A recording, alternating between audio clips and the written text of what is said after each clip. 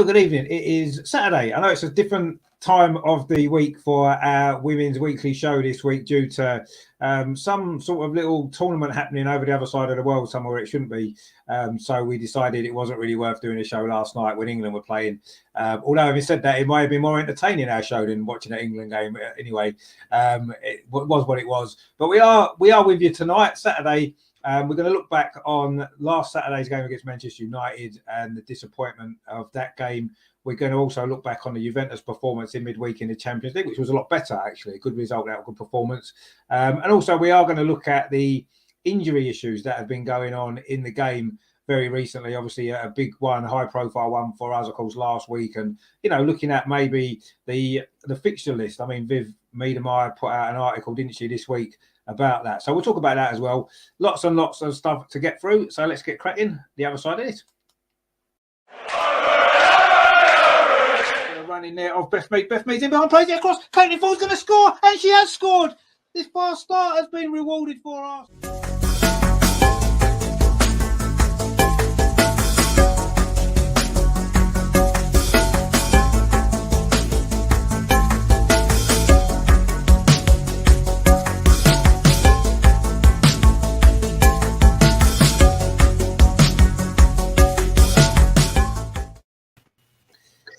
And we have got a full house of the usual guests, of course. Fantastic to see everybody. Andreas, fresh from your trip to London last weekend. Are you okay today?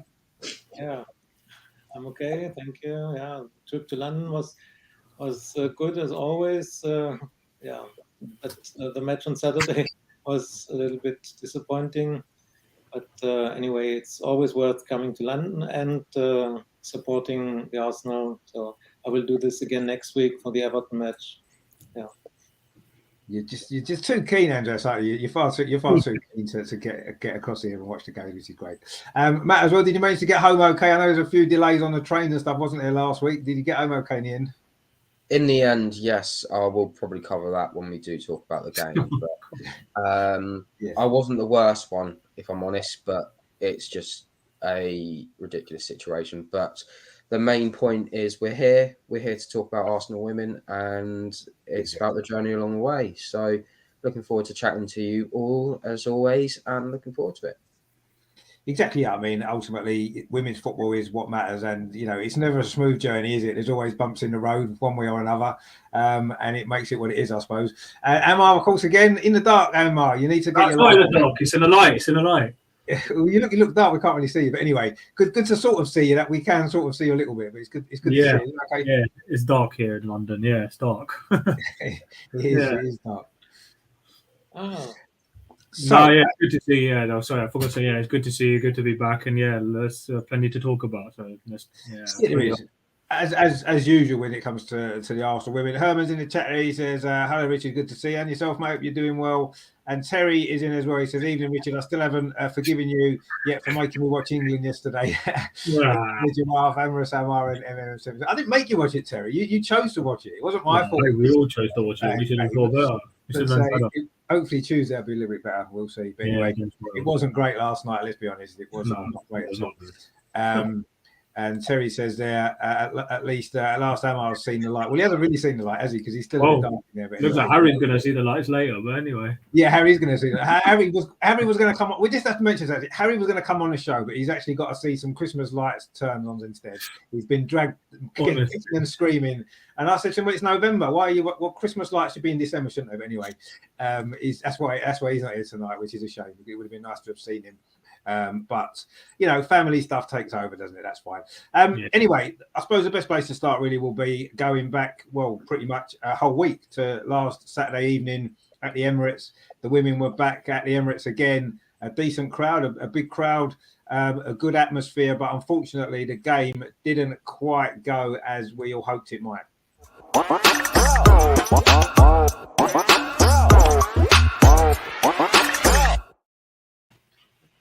I mean, to be honest with you, I think we kind of mentioned it in our sort of chat as well at the time. It was like our worst performance of the season by quite some distance. But having said that, we got ourselves in a position 2-1 up with 5 minutes to go to win the game. However poor we'd been for most of the game, and the first half in particular was really poor. we showed a lot of character in the second half to go in front.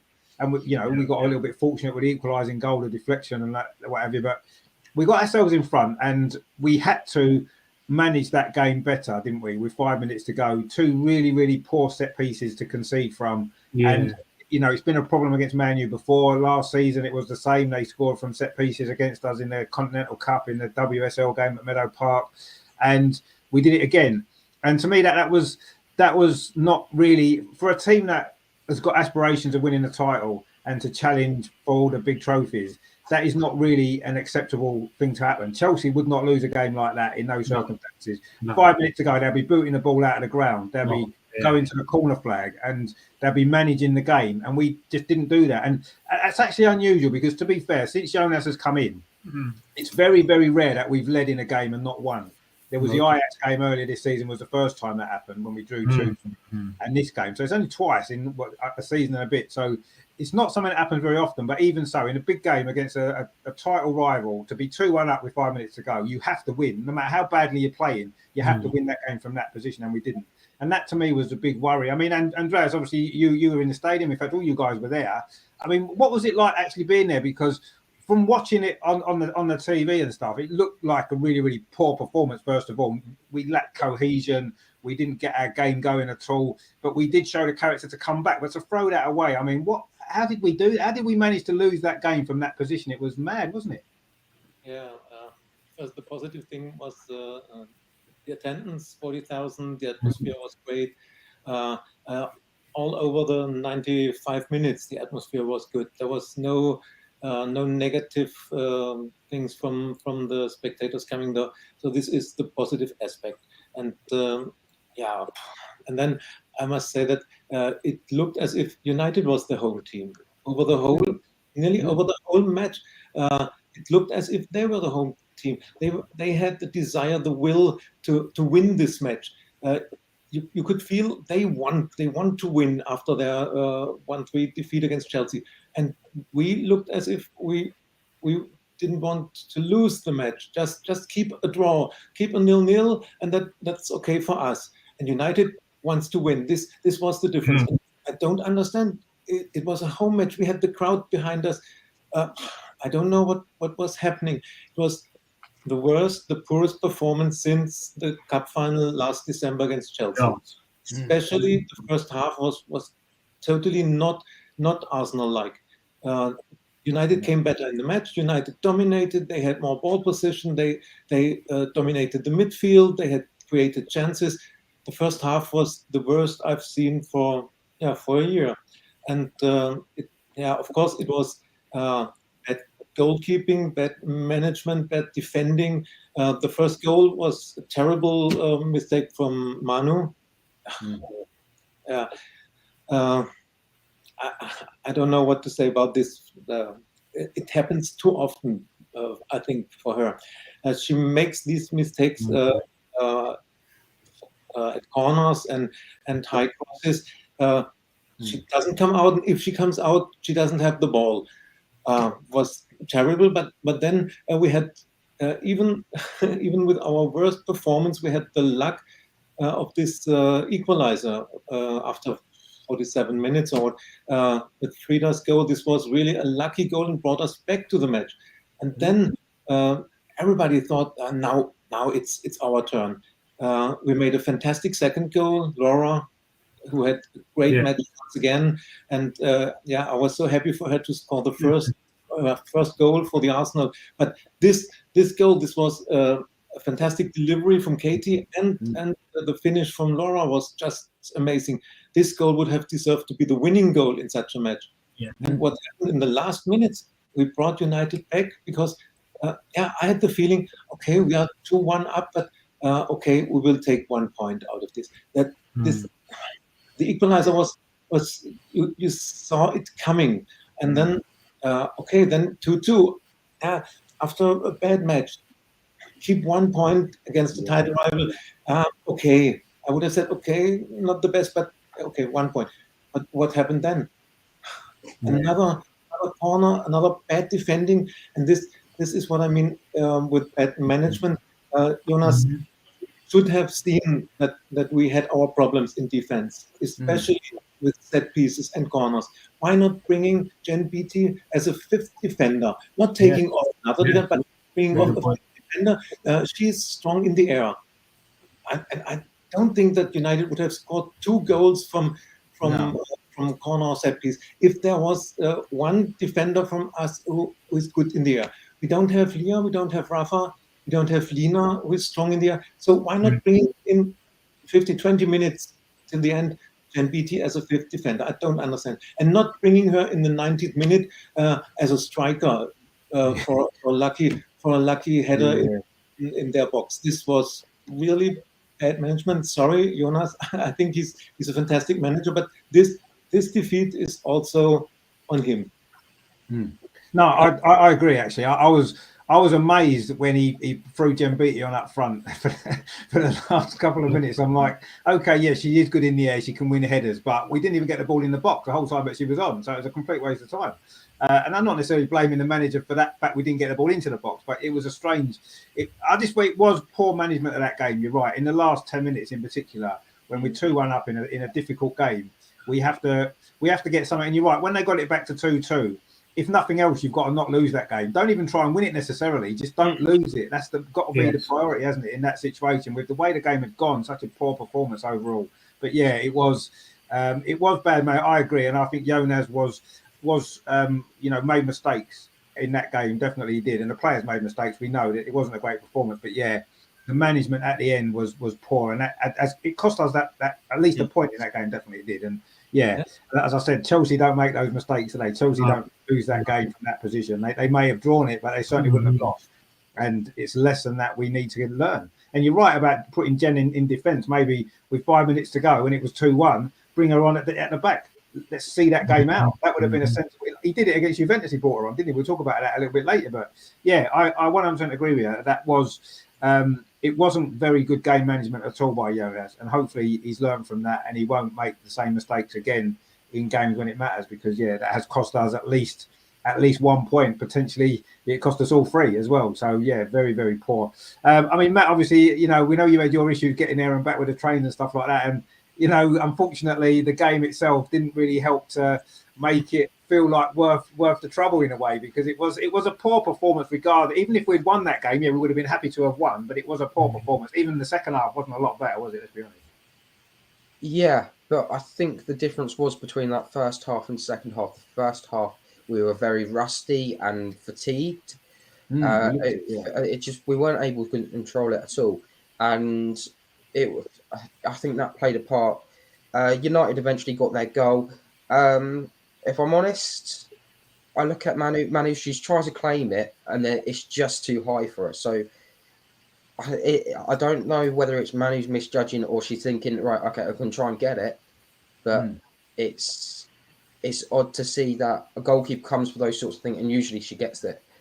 Yeah, and maybe it was just too high. And I think when I was looking back at these games, it was Katie, I believe that wasn't the following the run. Someone lost the run in the midfield, and instead of following Alatoon, who I despise very much, as well as a few other United players, for certain reasons, but let's not go into that because this is about Arsenal.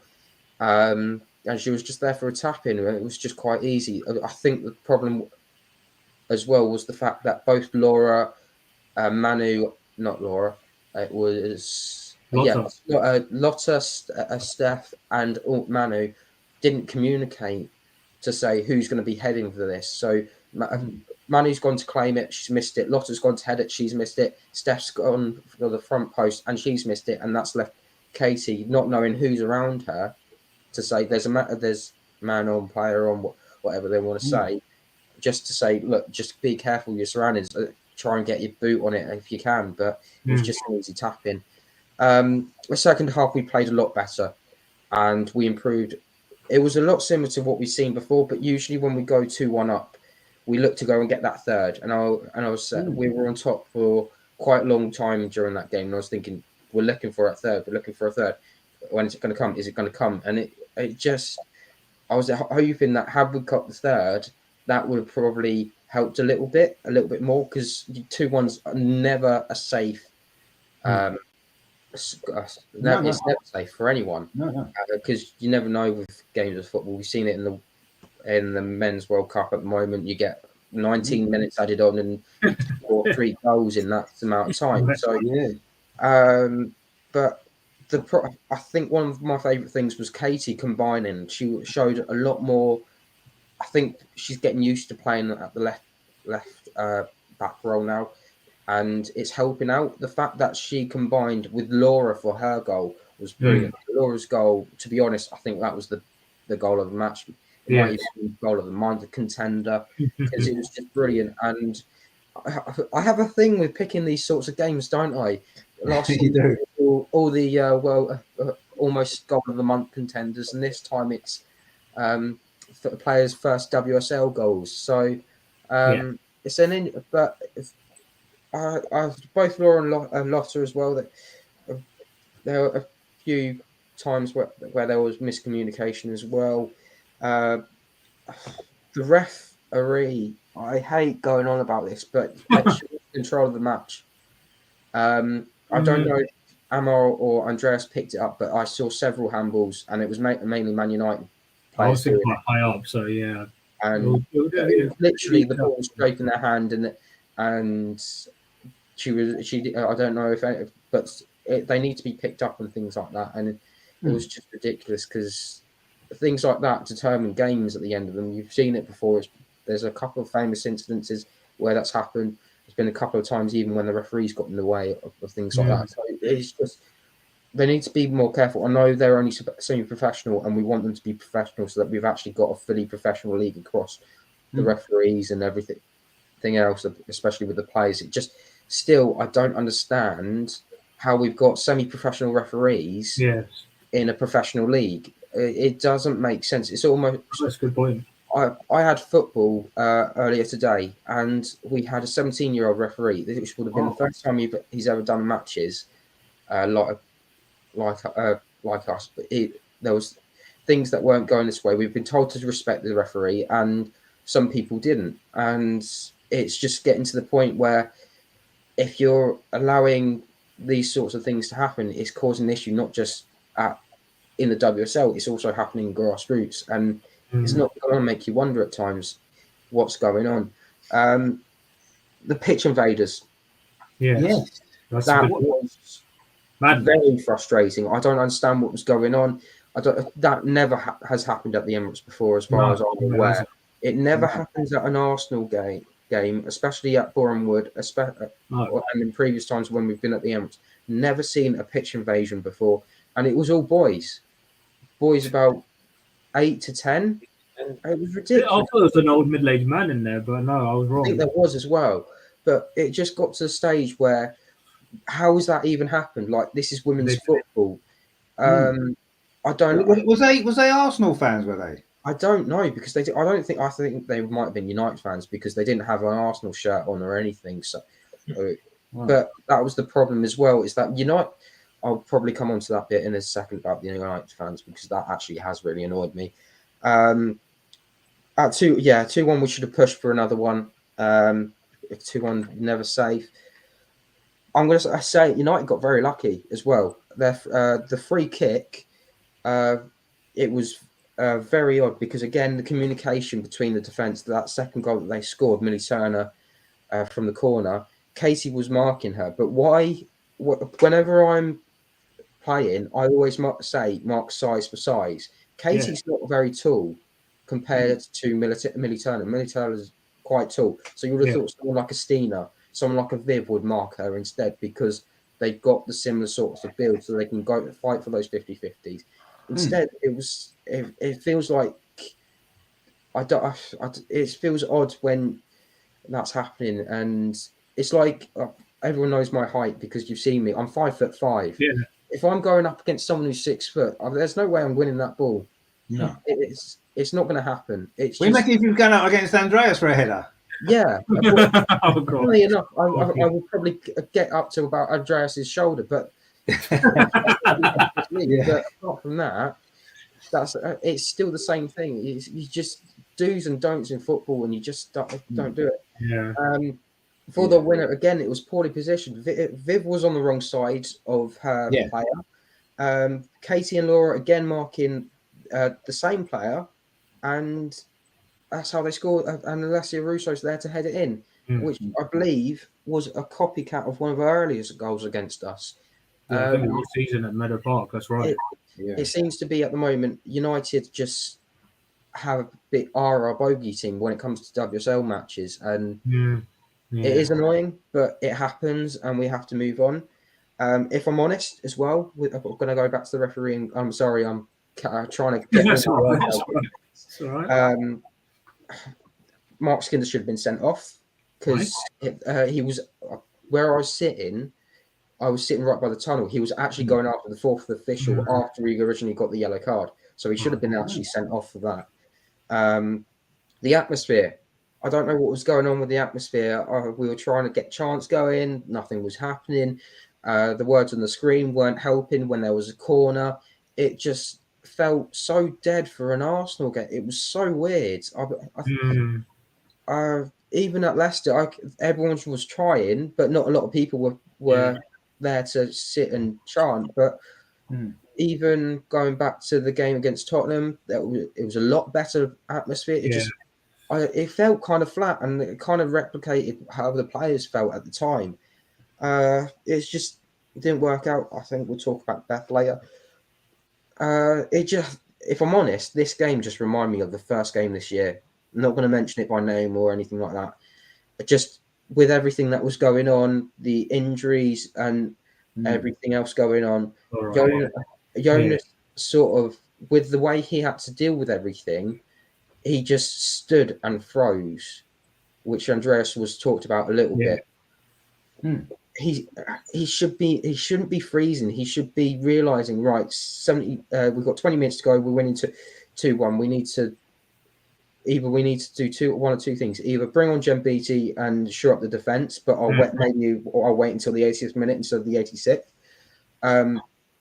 Maybe I'll bring on Mana Uebuji, because at that time they were playing a block, but instead Mana wasn't playing. And this is one of the things I was thinking about, is that I was looking at Beth at the time. I was thinking she doesn't look as good as she usually is, and her awareness isn't just there. She's playing there, but she's not usually giving her 8 out of 10s every week. And that was one of the problems I had. I was thinking, you know what, Beth's going to end up being subbed here, and unfortunately, I think we'll cover that later on. Good news though, no red card for us against Manchester United. This is the first time this has happened in a home game for us. So it is, all that. So a lot to digest there. So I will apologise for Amar.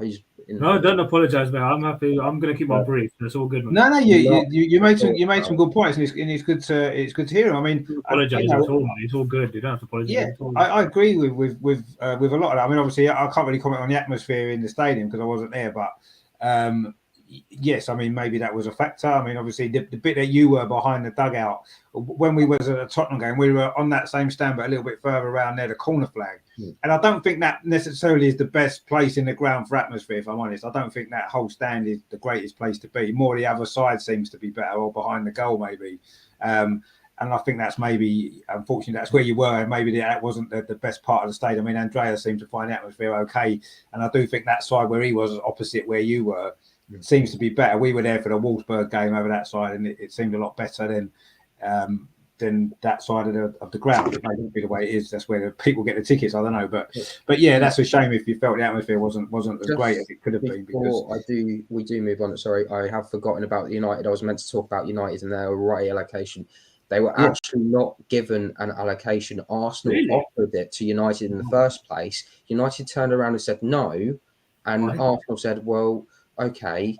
And then United fans sort of flapped about, as they always do, saying, oh, we haven't got an away end, give us an away end. And Arsenal said, okay, we'll just say that we didn't give them an away end, just to sort of cover United's tracks. So actually, United fans are going, oh, we got an away end, blah, blah, blah. No, Arsenal gave you that away end because we offered to it first. It's just, and look how well they did. Like, they were chanting, I don't know if you could all hear it, but they were chanting throughout the 90 minutes and That's eventually how they got their win, because they were chanting and singing, they were making themselves be known for those 90 minutes. But whenever, just typical United fans feel they feel privileged, don't they? Feel privileged that they deserve everything, and that's not how women's football works.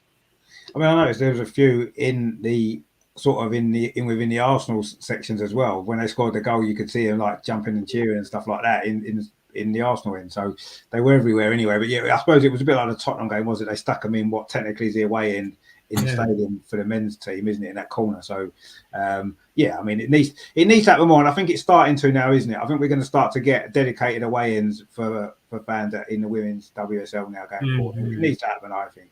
You know, not that you need to separate fans because of potential for trouble as maybe you do with a men's game, but I do think it's nice when you go away from home to be in and amongst all your own supporters, isn't it? And enjoy the game with your own fans rather than being in and around with the home fans. It makes more sense to do it like that, really. And, you know, certainly when you're at the big stadium, you've got the room to do it. There's an end already dedicated for away fans at the Emirates, so stick them in there. It makes it much, much better, doesn't it? I don't know why there has to be any discussion about it. Just put them in there. It's done, isn't it? Every game should be like that. I think every ground should have an away section for the fans in the WSL, and hopefully, I say it looks like we're getting more of that now happening. So hopefully, it'll become normal in the future, and you know, Arsenal will start selling tickets for the away games themselves rather than having to get them from the home ground at the moment, because we still got to do it, haven't we? If you want to go to an away game at Arsenal women, you've got to buy the ticket from the home club, haven't you? If you go to the Arsenal website, if you click on the fixtures, you can actually click on the fixtures, and if they are for sale, so say for example the Aston Villa game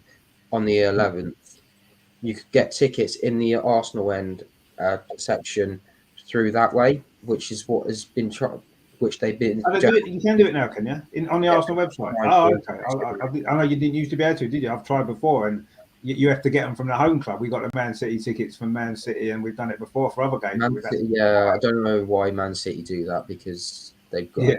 But you have to have a discount code for Man City.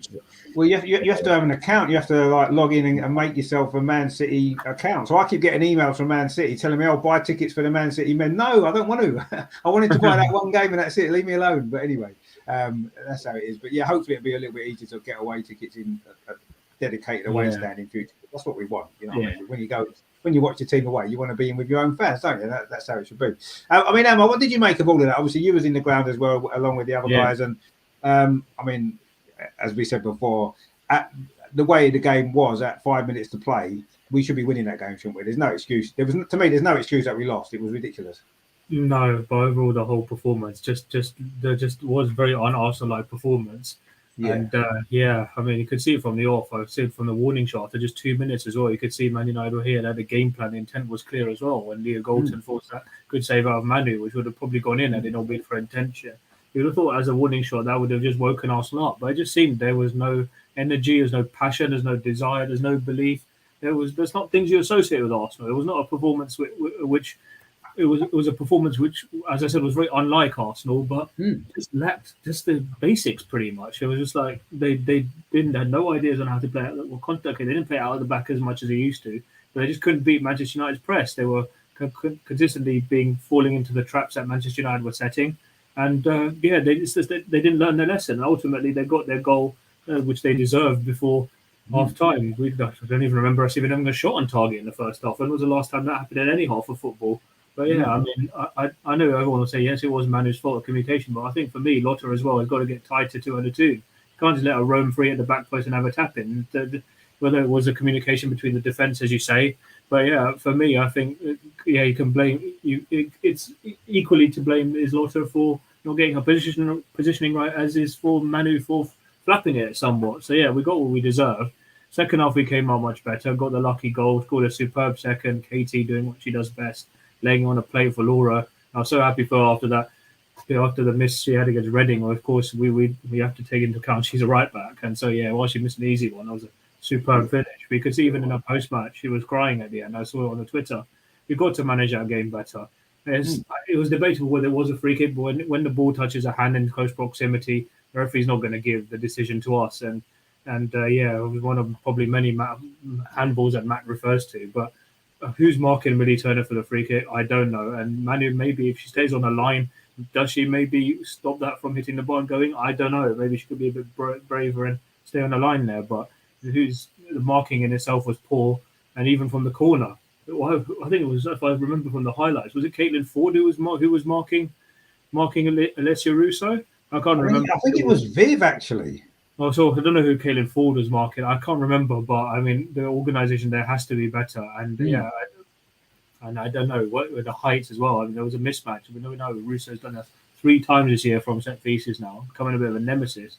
And I do agree with Jonas. It was a little bit bizarre his tactics. Maybe we could have gone for a bit more 2-1. But Jordan, I'm surprised. I know maybe her minutes have to be managed, but maybe I would have kept Jordan on because she's capable of grabbing the game by a scruff of a neck and getting the teammates act together and going us to win the game at 2-1. And same with Beth. I don't know. Maybe her injury could have been avoided had she been brought off sooner and Jen had come on. But overall, we have to manage that game better, and it's just like it's those things. We know last season there was only 1 defeat, which ultimately cost us a title. We have to stay switched on at all times, and it was a very un-Arsenal-like performance. And we ultimately, as it pains me to say it, we got what we deserved. Yeah, we did. I mean, as much as we should have won from 2-1 up, I don't think really we didn't deserve to win the game. We didn't play well enough to win the game overall, did we? So we probably did get what we deserved, but we needed to have got something from the position that we were in. And funny enough, it was bad organisation defensively. And funny enough, when the corner was about to come in for what turned out to be the winning goal, I was kind of a little bit worried that they may score, because of how poor we were at set pieces, how poor we've been against them before. And it was absolutely no surprise to me it was Russo that got the goal, because she's done it to us, as you said, rightly. She's done it a few times before, and that's what she's good at. And for us to allow her the opportunity that late in the game, when we know what was going to happen, was really, really bad. And we need to learn from it, because we have made these mistakes before. We've said we have done, and unfortunately, we didn't learn from it in this game, and it's cost us. And hopefully it won't prove to be a costly defeat. Everybody's lost. All the top teams have lost now, so it's not like we've dropped behind. But we had an opportunity to pull away, to get an extra 3 points on everybody, and we failed to do that. And that's, that could prove to be at the end of the season. We saw how close it was last year, wasn't it? Every single point mattered, and that was 1 point at least that we should have got, and we didn't. And I think that's going to be disappointing. Herman agrees. He said Arsenal didn't seem to have energy. No, we didn't, and I don't know why we didn't. We just didn't have the energy. Right. Terry says a disaster. To be fair, I felt sorry for the fans to see that performance at the Emirates, and then to see poor Matt struggle getting home. He's a little over and over women's little soldier. Yeah, he did well. He managed to get home, which is the main thing, which is what we want. What time did you get home in the end, then, Matt? Sorry to interrupt you. What time did you get home? I got home at 1 a.m, but Melissa, who got us the ticket for a few of us in like a little mini block together, she got in at 4 o'clock in the morning. What? Did she? She lives in Leicester, don't she, or somewhere, isn't it? Only Leicester. Yeah, she lives towards Leicester, so it's insane. It shouldn't be happening, but I would like to see some more efficient issues with the train. Obviously, we're having issues with the trains now, but it's going to be it's going to be. Yeah, I think I'll be fine for when I go to Aston Villa, but when the next time I go to the Emirates for the Chelsea game, I think I'm going to have trouble again, which means I'm going to have to look at hotels and things like that. Well, you will, because there's a train strike the week before that, isn't there? Before we play Chelsea, so there's going to be delays on the trains that weekend. You can guarantee there will be. It's going to be an absolute disaster. That it's a mess, a complete and utter mess. I mean, to get home that late from a game that was, yes, it was a later kickoff. 5:30 kickoff, was it? But the game was finished by sort of, by 7:45. To get home at 4 o'clock in the morning, absolutely ridiculous, isn't it? That is ridiculous. Luckily, I got home at 9:30, but even then there were no buses or anything. So when I got home on the tube, I just had to walk it pretty much half an hour, which was good for me. But I was a little bit, that was a little bit concerning. There were no buses at that time, but that's the way it is, unfortunately. Yeah, I mean, public they want to get everybody out of their cars, right, for whatever reason. And if they're going to do that, they'd have to make public transport actually worth doing it. I mean, there's no way. I mean, we got the train down a couple of times. There's no way I'd even risk getting a train now. We'll just drive. So if the government want me to leave my car at home and not use it, then make public transport better and make it more affordable and more reliable. And the fact that you can get home at decent times of the day and not have to, be messing around at 4 o'clock in the morning getting out. Ridiculous, absolutely ridiculous. But I suppose that's the life of a football fan. Nobody cares about us today. We're exactly. in the world. We're second nature compared to everybody else. Yeah, they don't really care about us, do they? But anyway, Herman makes a good point there. He says we sure miss Kim. Yeah, there's no doubt about that. Of course, any team in the world would miss a player like Kim, wouldn't they? So yeah, we are missing her. Of course, there's no doubt about that. Terry says, I know we were bad, but we have to give credit to Man U. They did come to win. Well, they did, you don't know how much that hurt. So, no, they did. They played well. They deserved to win that game overall, and we can't really have any complaints about that. The result, certainly.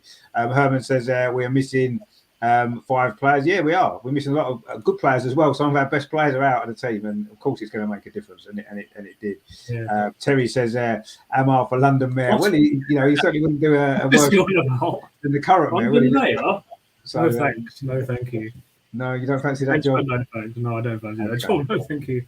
No, it's probably not a lot of fun, to be fair. Obviously, the Man United game, it was bad enough losing to Man United in the way that we did in the last few minutes, but even worse than that was this. I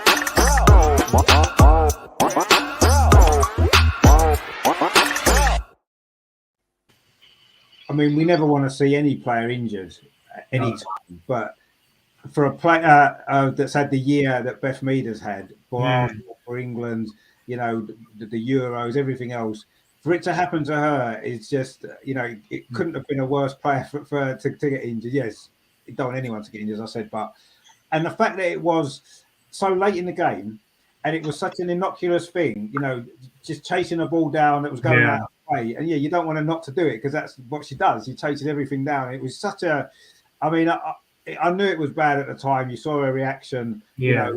Beth doesn't do that, does she? Normally, it was obvious it was a bad injury, and unfortunately, as we know, the news has come through that it is an ACL, and that is a very, very long time out, isn't it? Yeah.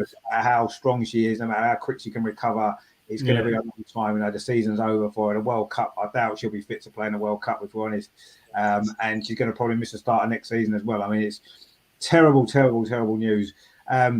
But I think there are a lot of issues that need to be looked at, not just in the women's game, in football in general, but particularly in the women's game, because so many women's players are getting ACL injuries over the last couple of years. It's ridiculous. And, Viv Miedemar came out, of course, she's going to be as upset as anybody, isn't she? Because it's Beth that's injured. But, she made a very, very good point this week when an article actually put out about the schedule and the load that the players are having to manage. And she's right. There's no doubt in my mind that there's far too many games crammed into a short period of time. And then you've got ridiculous international breaks. And now this weekend, when they could have played WSL games, they've got Continental Cup games for a midweek tournament. A midweek tournament. It's the second Saturday in this season that they've stopped WSL games for the Continental Cup. Absolutely madness when there's fixture congestion right, left and centre. You've got teams in the Champions League. What they should have done was, if anything, then, yes, maybe some of the other teams, Reading and all them teams, could play in the Continental Cup maybe this weekend. But surely Arsenal and Chelsea that are in Europe, let us play a WSL game. Maybe play Chelsea this weekend. Anybody, you know what I mean? Just have a game. It's ridiculous not having a game and having to fill games in later on in the season when there's already too many games as there is. Too many international breaks. It's just crazy. And we're seeing now with the injuries in what's happening. And I mean, we've got a lot of players out at this moment in time, as we said, 4 or 5 big players missing for us, which is terrible news for Arsenal. But it's not just Arsenal that's affected. This is affecting women's football. It's affecting the players everywhere in Europe. We've seen elsewhere, Alexis has got that terrible injury and the same injury. And it's happening time after time after time. And there's got to be, Viv's right. There's got to be a link. Absolutely. And it has to be looked at. Emma Hayes has said it plenty of times before.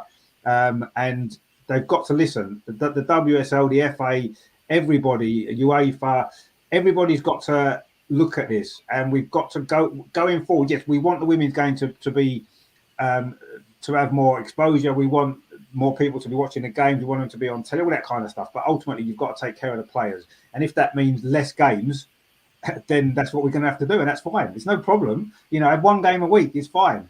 make the season, stretch the season out a little bit longer, stop having 5 million international breaks, and play the WSL games and play the Champions League games and do it properly and make sure everybody's got enough break, because it's terrible what's happening, and it's getting worse and worse and worse, and it's not going to improve until they look at that, because obviously there's an issue somewhere. I mean, Andreas, it is number of games, isn't it, first of all? But do you think there's maybe more to it than that, than just simply the number of games that they're playing? Do you think there's other aspects, other issues that need to be looked at as well, in terms of maybe their health and how they're recovering after games, and the medical care in the clubs? Does that need to be more women focused? Because it does say, yes, obviously men players get injured as well, but it does seem to be a high percentage of the women players that are getting these injuries, isn't it? Is it something that they need to look at there as well, do you think? Yeah, I think we've made the points. It's the overload for the players, and it's not only physical, it's also mentally overload. And if you are not mentally ready or at 100%, the danger of getting injuries is created by this mental point. And this is what we've also said. She didn't say that she was close to a burnout, but if you read her article, you can read this between the lines, that she needed this time off, and she needed 2 weeks away from football. And so we can't continue this way. But the only thing the FA, the UEFA, and every national league are seeing is the money. The money that's coming into the women's game, TV coverage, more money from TV, and then the TV stations decide when the matches are played. This is a bad development. And if you remember the time, there were matches on Saturday, all matches on Saturday, and then if there are international matches, then they were on Wednesday, and the next one on Saturday again. And now we are playing on Thursday, and the next one on Sunday, and then maybe Champions League on Tuesday or so. And then it's international break. You play on Friday and on Monday. So it's too much, and it's all for the money, all for TV coverage, and that's the wrong development. And once again, it's not only the overload in matches that cause the injuries. It's also overload in mental situation for the players. They are not fit. And if you see Beth, she played nearly every match last season, the Euros, no break, and the Champions League qualifiers, the WSL international matches again. And she was always on the pitch for 90 minutes. And maybe she should have been taken off on Saturday after 70 minutes or so, just to prevent this, what happened. Because I think, it was no foul, but maybe she was not mentally at 100%. She was 1 or 2 seconds too late, and then and this happens. And furthermore, it's also about the women's constitution. You must consider all this. It's different to men, and nobody looks at this. So if you see how many top players are injured from Barcelona, from Lyon has 5 or 6 players injured out. And Emma Hayes was talking about this when Pernille Harder was injured in international break at the Denmark camp, and she's out for unforeseeable time. So Bayern Munich has 3 or 4 players out for a long time with knee injuries. It's in every league for every top club, and this is the wrong development. We want to have the best players on the pitch. If I'm going to a match, I want to see our top players, but I also want to see Pernille Harder or Fran Kirby or Alicia Hughes. I don't want them out injured. Last season, Man City had the problem with the injuries. And that's, of course, you can say, oh, that's good for us. They have a lot of injuries. No, that's not good. I want to see the best players in every team. And if you lose this match, then okay. Then you have to say, okay, the other team, the other spot is better. They won. They have the better spot, but not we win because they have 5 injuries of top players. That's the wrong way. And it's all about money. It's all about TV coverage. And instead of preventing this, we create new competitions like the Nations League for women. Oh, We need another Nations League besides the friendlies and the qualifiers for the national teams. I don't understand this. And No. of course, we are so angry because we have a lot of key players out, but it can happen to every other team, and that's the wrong development once again. Absolutely. I mean, it does seem as though all of the decisions that are made are literally about money, not about player welfare, not about spectators, not about the sport in general. It's all about money. And that is complete and utterly wrong, isn't it? I mean, it is. I mean, you're right. And I do think sometimes it's easy to look at, and it's mentioned quite a lot, isn't it? You know, we want the women's players to be treated equally to the men's players, right? And I think as part of that, what they're going to try and do is they're going to try and make women play as many games as the men. And that's not, you know, women and men aren't the same physically. And I think everybody's got to take a step back and understand that they're not the same, and they can't deal with the same amount of pressure, the same amount of, kind of stuff that the men's players can. And that needs to be a factor. Whenever they're looking at anything, you've got to put that as part of it. That's got to be one of the main. Because at the end of the day, you're totally right, Andreas. Yes, of course. You know, if we play Chelsea and they've got half their team out, we might win that game. Brilliant. We've got 3 points on Chelsea. It might help us win the league. But ultimately, is that good for the women's game in general? No, of course it isn't. You know, we want to see the best players playing. That's what it's all about, isn't it? Because otherwise, it's an inferior product. Because you're not seeing the top players playing, and that's not going to be good for women's football in general. And it's going to be good for the fans. It's not good for TV. It's not good for anybody. And this is something that, and I don't know what it's going to take. You know, obviously England's best player now is out for could be a year, up to a year, right? And what is it going to take for somebody in women's football to turn around and say, "This, we're not going to do this anymore. We cannot maintain this anymore. We have got to put the players' welfare before money, before TV, before anything. That's what we've got to do. That's got to be the priority. It's got to be." And I don't know what it's going to take now. If it can't take England's best player with a serious injury like this for it to happen, what is going to make it happen? When are they going to be able? When are they going to turn around and say we've got to do this? Maybe the players. I mean, you know, Viv's come out. She's been very vocal about it, and that's a good thing to do. It takes more top players to maybe do the same. Maybe top players to say we are not going to play. We're not going to play these international friendlies. We're not going to do it. Viv took time out, didn't she? She didn't go to play for Holland in those games in the last week or so because she needed a break. The more players that do that, the more they might understand and think, you know what, we've got to do something. We've got to change the fixture list. We've got to look at that, and we've got to put the players' welfare before money and before anything else. I mean, it's getting out of hand now. It's getting worse. We've noticed it in the last couple of years how much worse it's become. You know, the game's got better, the technical level's gone up. There's more fans in the stadium, but suddenly now we're losing player after player after player for the same injuries that can be not prevented completely, but we can help them to make it happen less often. Surely, the game can do more. I mean, Matt, what have you made of all of this? Because Viv makes some very, very good points, doesn't she, in that article? And she's right. And we need to, you know, not us personally, but women's football needs to listen to her. Surely.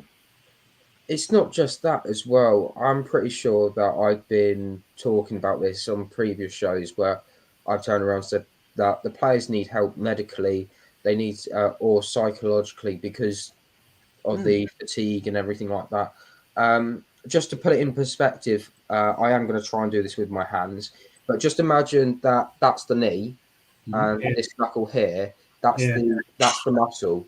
So when Beth's gone to run, she's twisted the knee, so that has completely snapped. Oh, yeah. That's how serious it is. That muscle will not go back. She has to have a surgery to sort it all out. But that was the problem. Was that I think you mentioned it, Andreas, about the stress and everything because she was playing 90 minutes and because she wasn't getting rested as much.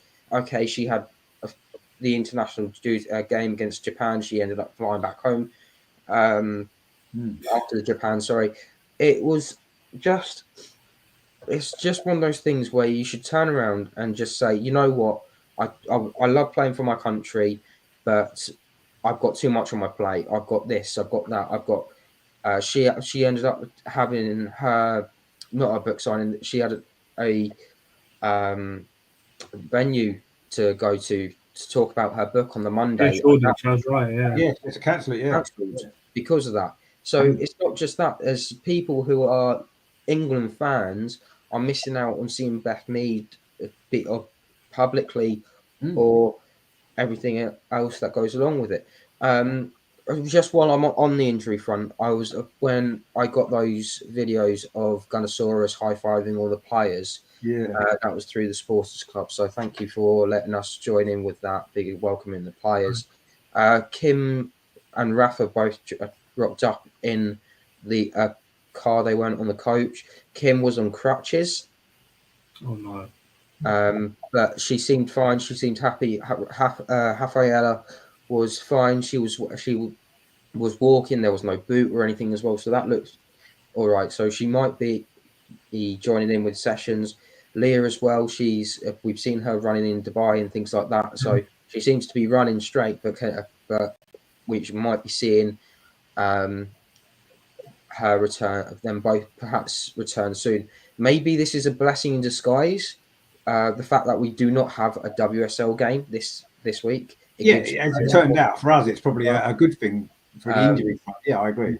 I'm hoping that Lena hasn't done anything too bad and that she'll actually be joining in with training sessions because as things stand, it's just we need as many attacking options as possible. Tim Stillman has mentioned the irony of Nikita Paris looking for game time. Well, had she stayed at the club, she would have had 6 months playing on the right wing, and it's a bit of a shame, really. But these injuries are just piling up, and it's almost like you can actually now you can officially have a starting 11 of people who have ACLs this year. ACL starting 11. Euros. This come from league games and everything like that. So you have people like Ellie Carpenter, Beth now. I think it was just after Beth had done hers, a goalkeeper in the German league had done hers in one of the French goalkeepers. So it's one of those things where we need to be careful, but at the same time, a lot more research needs to go into these things. Why are they being caused? How can we stop them being caused? Is it about the recovery rates? Do they need maybe 1.5 days recover instead of the 1 day to recover? It needs to be altered so that we understand how they can happen and how to prevent it.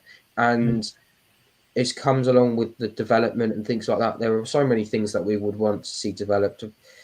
I know if I'm honest, medically, I think the medical side we need to develop before we even look at the referees. That's how much of a priority I would see it as at the moment. It's just getting out of hand, and it shouldn't be happening. And it is a shame because we're losing players left, right, and centre, and it shouldn't be happening. And it's a bit of a shame. The only positive that might come out of this is that now Arsenal have to be reactionary in the transfer window when perhaps both the men's and the women's team are now going to have to turn around and say, right, we need about 2 or 3 players. So hopefully in the window we'll see money being spent, or at least something in the works, because otherwise it's just seems like everything's going to fall apart. Yes. Yeah, I mean, I think in a way, maybe, yes. And, we wouldn't, as I said at the start, we wouldn't want any player to be injured any time. But I suppose when you look at it in one way, if your players are injured before the January window, at least you've got an opportunity to buy some players in to help the squad out. Whereas if it happens in February, you've got to get through the rest of the season with what you've got. So in that sense, the timing hasn't been the worst it could have been from the club perspective. Obviously for Beth, it's heartbreaking because she's going to miss potentially the World Cup. I can't see her being fit for the World Cup. No. I can't see it with the injury that she's got. I know she's going to hope that she is, but I'd be amazed. I mean, I know she recovers quickly generally, but I mean that would be something different if she was to come back that quickly. So let's hope that she just at the end of what we want her to recover quickly and be playing as soon as she can, whenever that is, whether it's before the end of this season, which seems unlikely, whether it's at the World Cup or whether it's obviously hopefully some stage at the start of next season, that she's going to be fine and she can recover from this and continue with a form that she showed for the last year or so, where she's been just unbelievable, really, hasn't she? Terry says he says he agrees with Andrea. How bad Meadows playing one bit of genius from her to win you the game. Yeah, you can. And that's why she doesn't get taken off generally, because she's got that ability to win us games. But ultimately as well, you've got to look at the players' welfare as well, haven't you? Sometimes that's got to come before anything else. And I don't know if they do that. Herman says, have you got that right? It's all about money. Yeah, of course it is. It is all about money, unfortunately. I'm not quite sure I agree with Herman here, though. He says Piers Morgan would be the man who has enough clout to solve the problem. I'm not sure Piers Morgan can solve any problems, really, personally. But anyway, he's got a lot of clout, certainly, but I'm not sure that he would ever use it for any good, because he never has done so far. But anyway, he's an Arsenal fan, or allegedly an Arsenal fan, so I don't know. We'll see. I mean, Terry says, and he's right. Didn't we say this last season? Let's hope Sky, BBC don't ruin the women's game like they have the men's. Yeah, we were worried that they might do, and I'm not saying it's literally just down to that. Yes, that's playing a big part. There's no doubt about that. And Terry says there, did you hear that, Amar? Matt thinks that Rafa will be all right. I heard it very well, yes. that would probably cheer up Amar coming out to Christmas if Rafa's back in the team, I'm sure. Well, all of us, actually, because we've missed that, there's no doubt. Yeah. I don't think we lose to Man United if Rafa's in the team, do we? Let's be honest. No. I mean, Amar, what's your kind of thoughts on all these injuries then? Because it's getting out of hand now, isn't it? One or two injuries here and there, you can understand part of football. But when it's happening on a regular basis now, as Matt said, not just in England, not just at Arsenal, everywhere in Europe, players are going down right, left and centre, ACL injuries, women players and the top players as well. I mean, what can we do really other than play less games, which isn't going to happen, let's be honest. Well, yeah, I've been doing some research and I was reading, of course, what Emma Hayes, the owners, have been saying in general. And yeah, I saw a study on Sky Sports which said women are 6 times more likely to suffer ACL injuries than men. I mean, surely that tells you all you need to know. And having read the article Andrea sent, thank you for that, by the way, that was really good. I didn't know about that. She was saying we've only got 13 fit players at the squad, which is crazy when you think that's nowhere near enough to compete at the highest level. We've got what's it now? No game this weekend, another break, needless break, and we've got so many. Sorry, I'll get to my point in a minute, but I've realised that in December we've got something like 5 games in the space of 2.5 weeks. And you get 5 weeks off, understandable for Christmas, and then you could play as many as up to 23 games, I think it is, if you get to the final of the Champions League, the Conti Cup, the FA Cup, and taking the WSL. It's just too much of a stress and a burden, and it puts pressure on the coaches to put out the best players week in, week out. And I think she mentioned burnout in an article. Yeah, she's absolutely right. These players are not getting enough rest. And what we saw from the summer, there should have been an example. It was a great example to be set with the way the Euros was attended. And if they don't continue to attract if the best players don't play week in, week out, you could even see attendances dwindle. As far as I'm concerned, it's just not good enough. At what point do you begin to say to the FA and whoever's in charge, you have to change the schedule? This introduction of this new Nations League is totally absurd, in my opinion. Totally absurd. Yeah. I mean, what is the point? What is the point of holding that? Where's that going to fit into the national window? Yes, you've got World Cups, and I think it was as well. It was only 2 weeks after the Euros were done. They had to be back in pre-season. I mean, what is the schedule? Where's the scheduling going? It's just like coming completely to pot, and it's just not going to help people be attracted to women's football. And it will be sad to see, but unless something is done quickly, it's just not going to.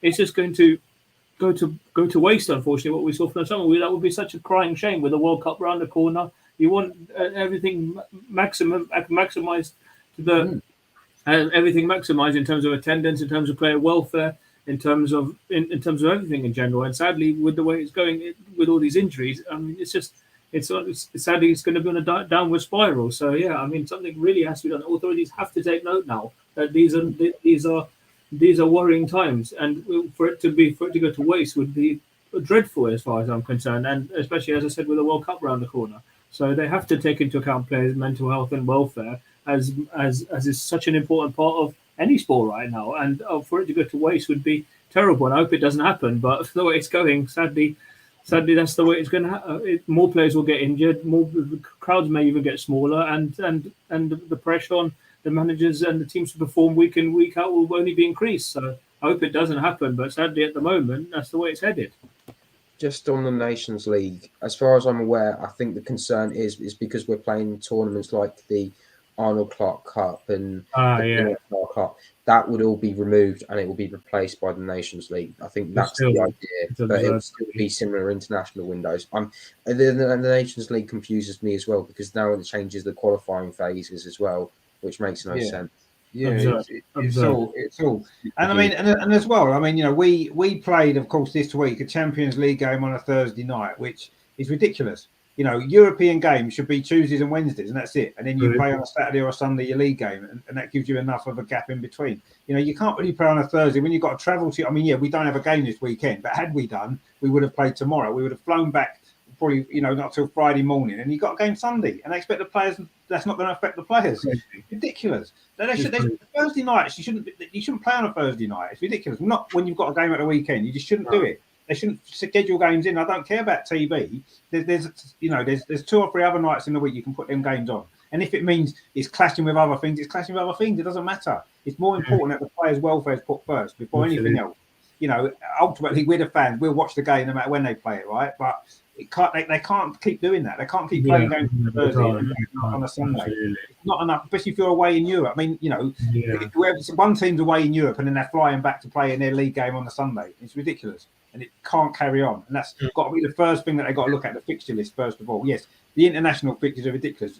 I mean, we had the Euros, right? Yes, there wasn't much of a break. Then we started the new season. We had was it one game and then it was an international break after 1 week of the season? Yes, the first year was supposed to be because of the Queen's death. That's right, but there was a games postponing. But then we had one league game and then it was an international break. It's like, come on, why are we doing that? Ridiculous. You scrap that international break. We didn't need it. Do you know what I mean? Play it later on. I don't know. That the whole thing needs to be. People need to sit down. You know, what you need to do is you've got the people that obviously work with the TV scheduling. You've got the people that work with all the fixtures for the domestic competitions, for European competitions, all that kind of stuff. And also, as well, what you need is you need people that are experts on women's health and women's kind of fitness issues. And all of them together need to work out the fixtures, not just the people that's involved in the money.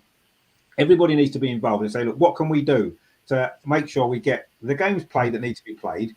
We get enough break in between games that everybody's got time to recover. And if it means missing out certain things or moving certain things, then we have to do that. That's got to be the first priority. And they're not doing that. And I don't see how we're going to get to a point where they will. Because once you start getting money involved to the degree now that the women's game's got, and it's going to get more and more money coming into it, then all sense and reason goes out the window, because nobody cares anymore about anything other than how much money they're making out of it. And we did, as Terry's right, we mentioned this last season, didn't we? When the Sky deal first came in, we were worried about what impact it was going to have on the women's game. And we're starting to find out this wasn't the impact maybe we were anticipating necessarily, or the injury side of it. We were anticipating other issues, which are happening as well.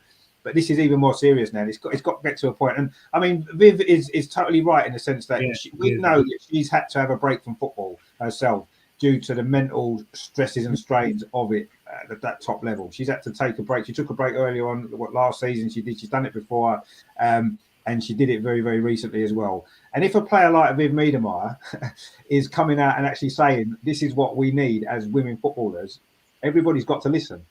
They've got to listen. And my worry is they're not going to listen, or they're not going to do. They're going to pretend to listen, but they're not actually going to act and do anything about it. That is my worry. And it's getting to a point now where I don't think they can carry on as they are.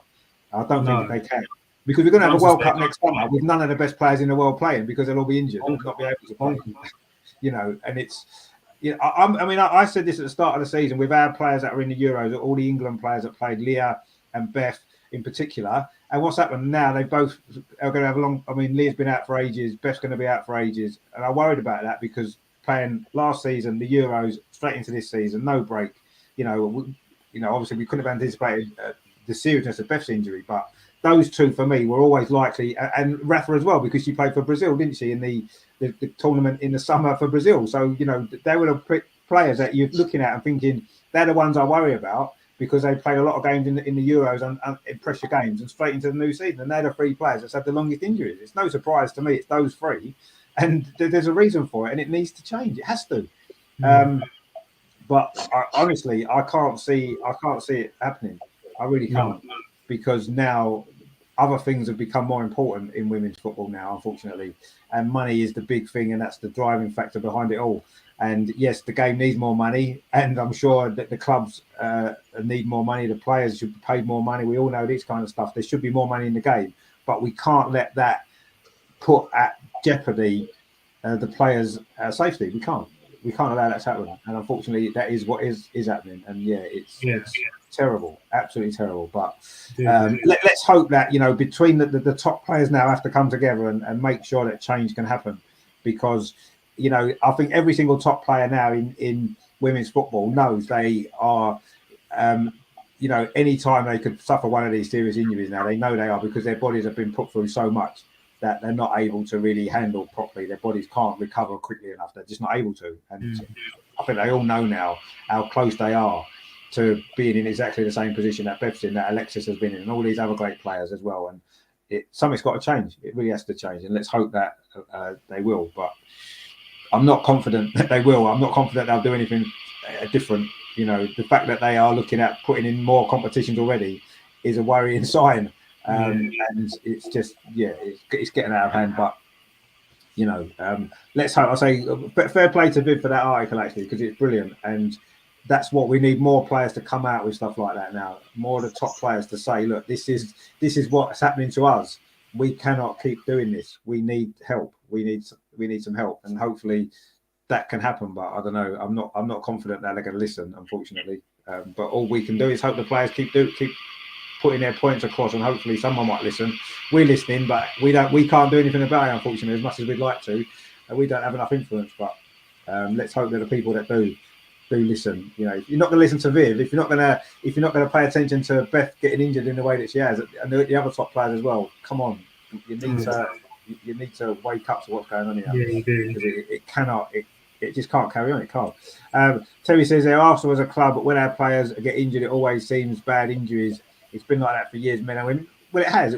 I mean, we obviously focus more on Arsenal's injuries because we're more aware of them. It probably happens at other clubs the same. We just don't realise as much. But our injuries do seem to go on forever, don't they? We never seem to get a player out for 2 weeks or 1 week. They're out for 6 months. Unfortunately, that's the way it seems to go with us. For whatever reason, I don't know why. It is just it is the way that it is. What else have we got here? Terry says loving the ranting tonight, 100% behind all of you. Some don't like hearing the truth. That's part of the problem. Money don't solve everything. Well, no, it doesn't solve very much. What it does is it causes a lot more problems in the world in general, and it has done already. And it's obviously causing problems in the women's game now. And let's hope that it can change. But not confident it will. I'm sure next year we'll be sitting here talking about the same problems, the same issues, and I don't think anything would have changed. In fact, it'd be worse. Probably. That would be my. If I was going to put money on anything now, that would be my guess would be that this time next year we're talking about the same problems and they've become worse, and no one's changed it. That's what I think is going to happen, unfortunately, sadly. And I think we'll be sitting here looking at more and more top players that's got these serious injuries, and that's I fear that's what's going to happen. I hope I'm wrong, but that would be my guess at this moment in time. Right, okay, so after all of that drama of Man United, after all the terrible injury news, we did have another game on Thursday in the Champions League, and it was at least a much better performance, wasn't it?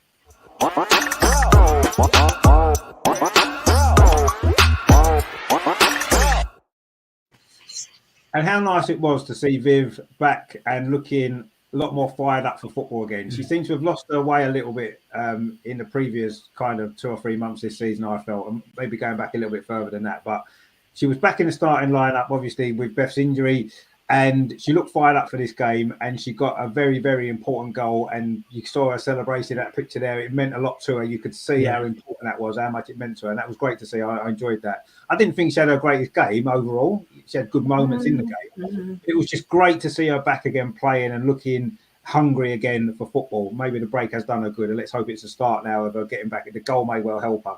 I mean, Andreas, that was probably, we played well, didn't we? Let's be honest, against Juventus, especially in that first half. We should have been 3-0 up, let's be honest. We should have won that game. I'm a little bit disappointed we drew, but having gone behind, we showed that character again, didn't we, to get something from the game. But we should have won. Did you feel that maybe a little bit?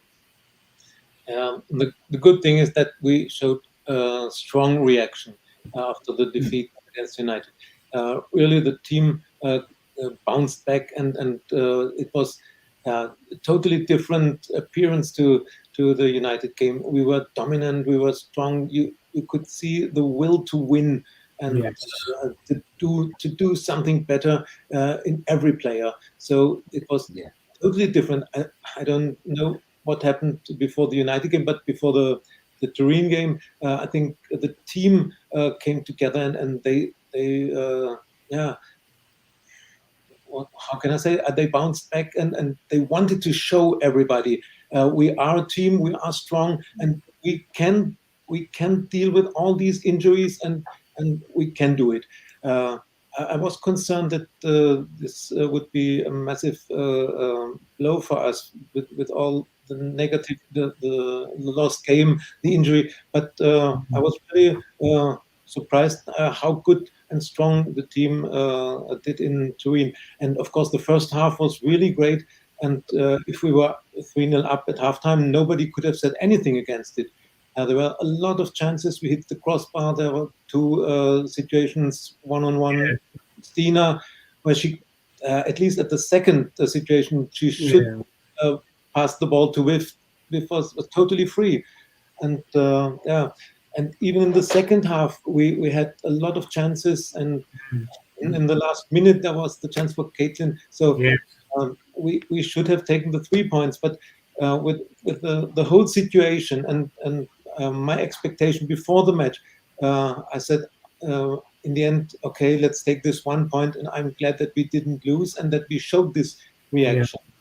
You could see how much it meant to Viv when she's normally not celebrating. She was not celebrating, but she made the fist, and I think you could read from her lips that she said this was for Beth. She seems to be concentrated on her football now again. So it's good to have her back. But the problem is our squad depth, our missing squad depth. We nearly have no players on the bench. There was Noel come in when Laura got the knock on the head. Was Jen and Mana. I don't know why he doesn't bring Mana. She never gets a chance, but that's all. And the rest is academy players. Noel Marritz as well. Noel Marritz. Well, came in for. That was it. Yeah, she had to come on, didn't she, when Laura got injured? Yeah. But the solution for next year must be you need to have a squad of 24, 25 players they have 25 players in their squad. Wolfsburg has about, I think, 23 internationals in their squad.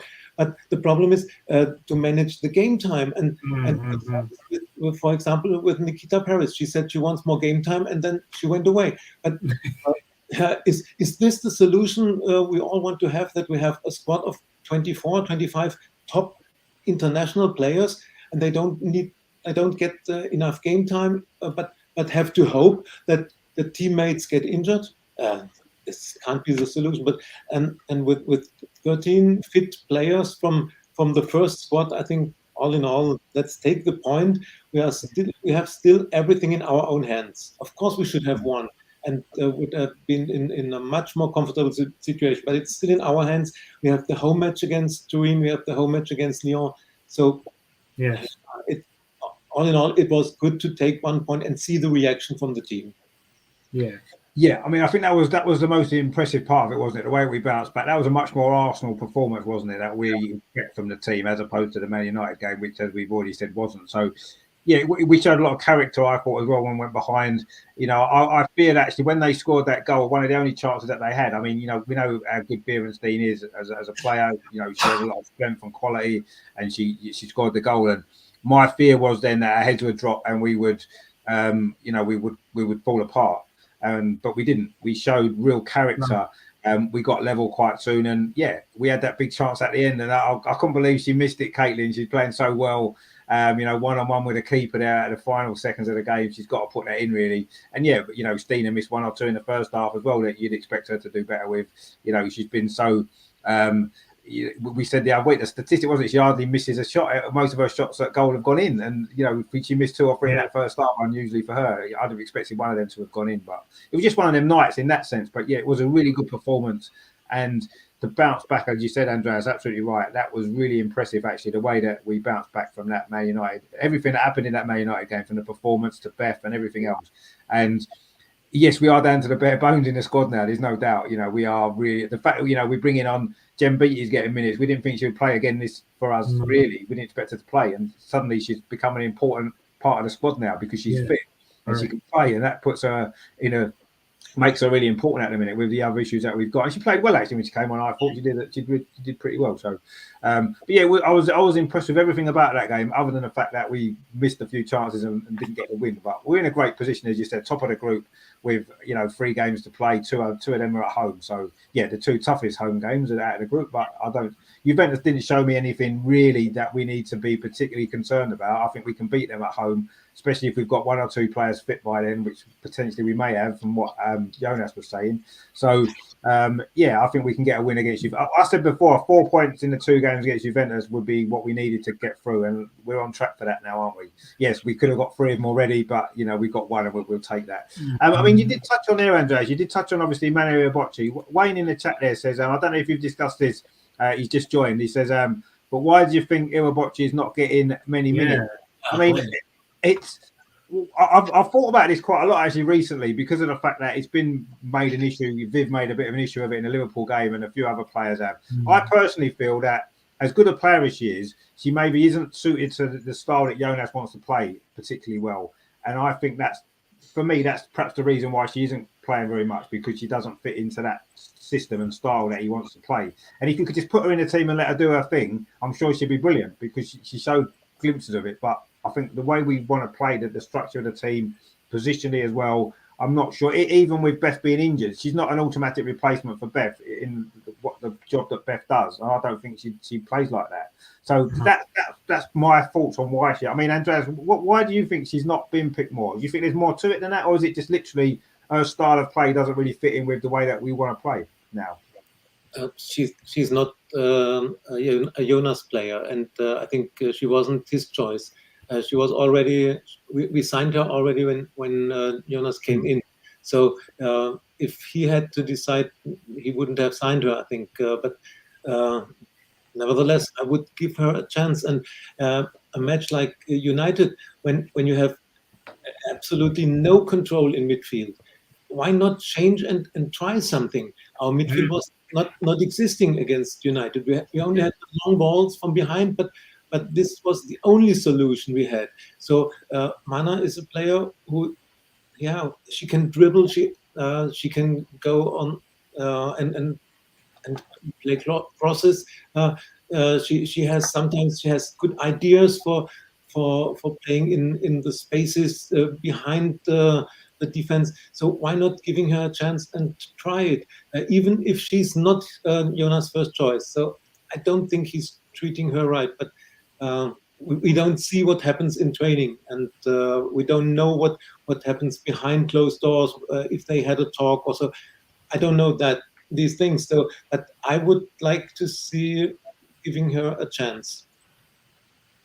Yeah, I think we'd all like to see give her more of a chance. Yeah, but I've got a feeling that if she was going to be given a chance, she would have been given a chance by now with the injuries that we've had as well. If she's not playing now at this moment in time, she didn't even get on against Juventus. My feeling is she's not going to play much at all. And that, I agree. I don't think she's not Jonas's player. I don't think she fits how he wants to play. And unfortunately, sometimes that happens. It's nothing against her as a player.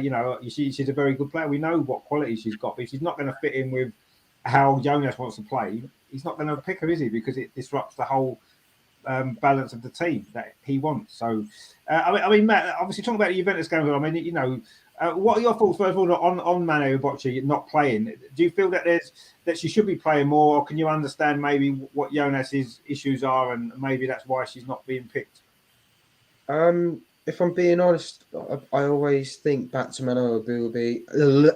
Mana and that first game against PSV where she scored that rocket. That's what she can do, and especially when I went to go and see my first game against Aston Villa, when she went 0-0 at half time, he brings her on from Frida, and Mana goes and scores those 2 goals. That's what she's capable of.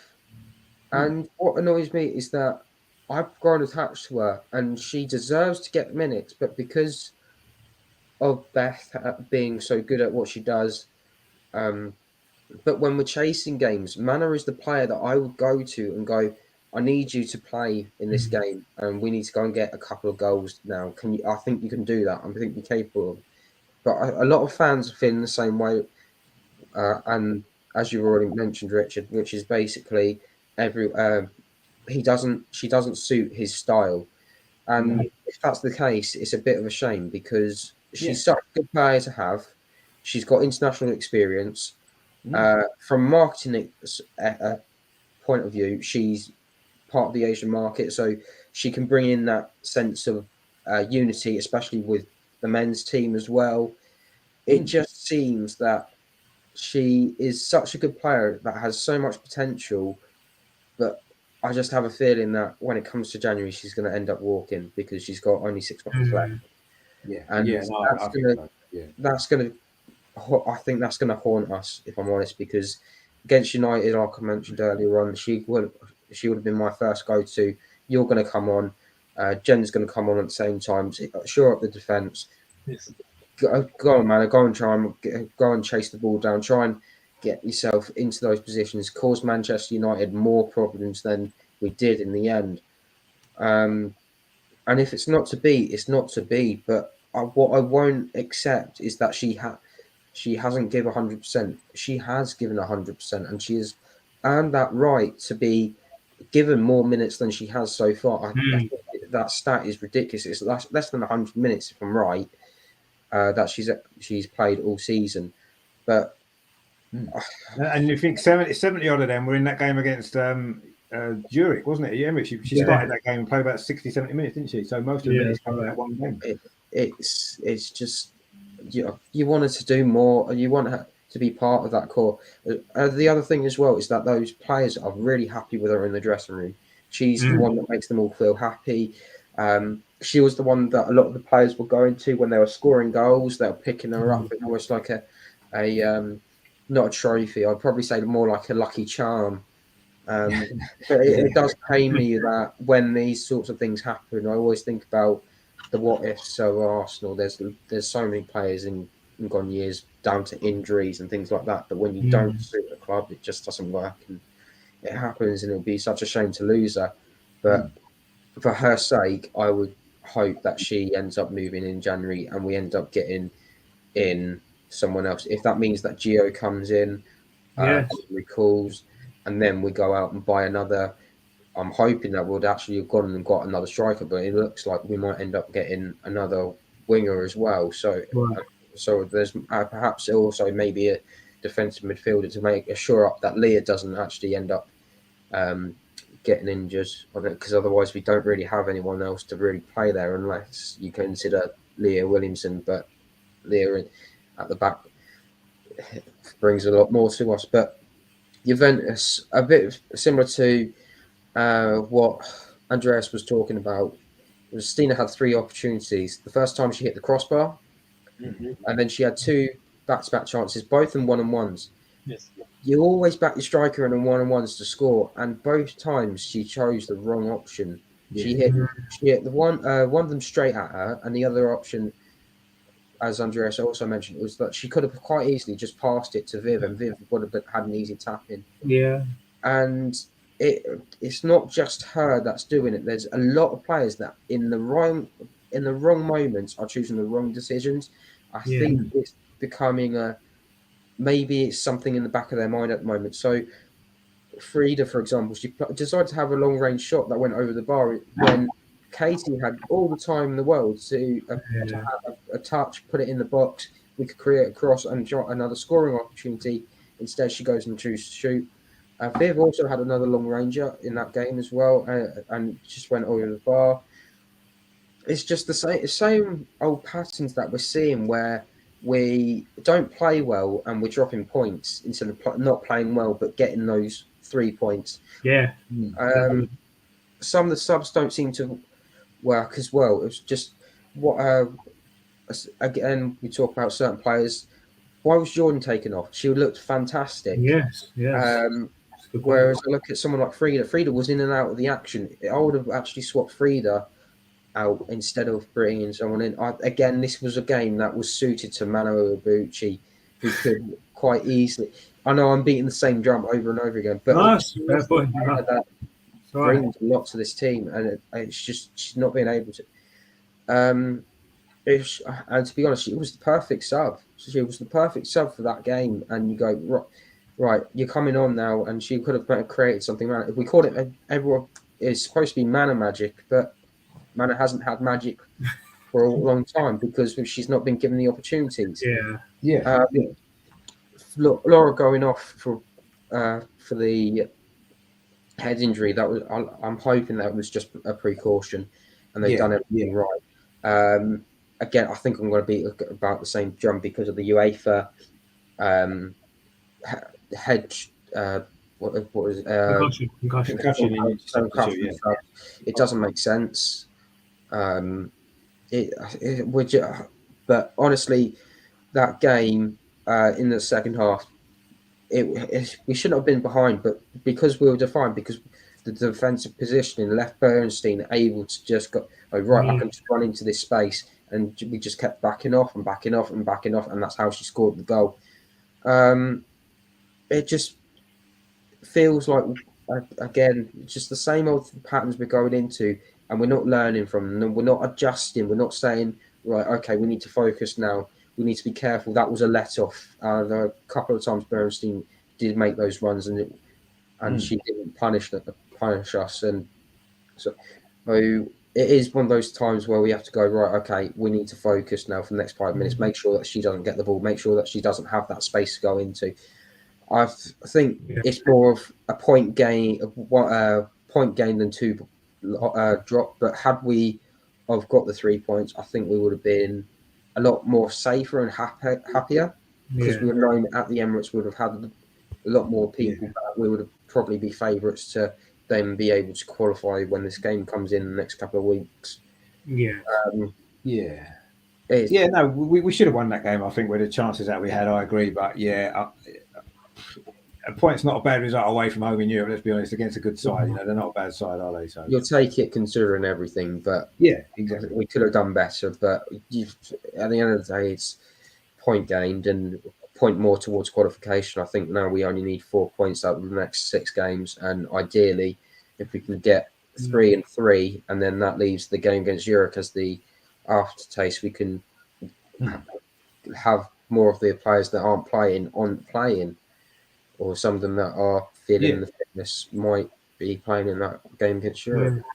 Yeah, exactly. I mean, we're still in a strong position to qualify, and ultimately that's what it's about, isn't it? It's about getting through the group, and we're still in a very good position. Yes, we could have won that game, but a point away from home in Europe, you've got to take it, especially when you go behind in the game. And yes, I was disappointed with some of the finish. I mean, I don't want to criticise Stina too much for 2 reasons. One, because I think her running off the ball is exceptional.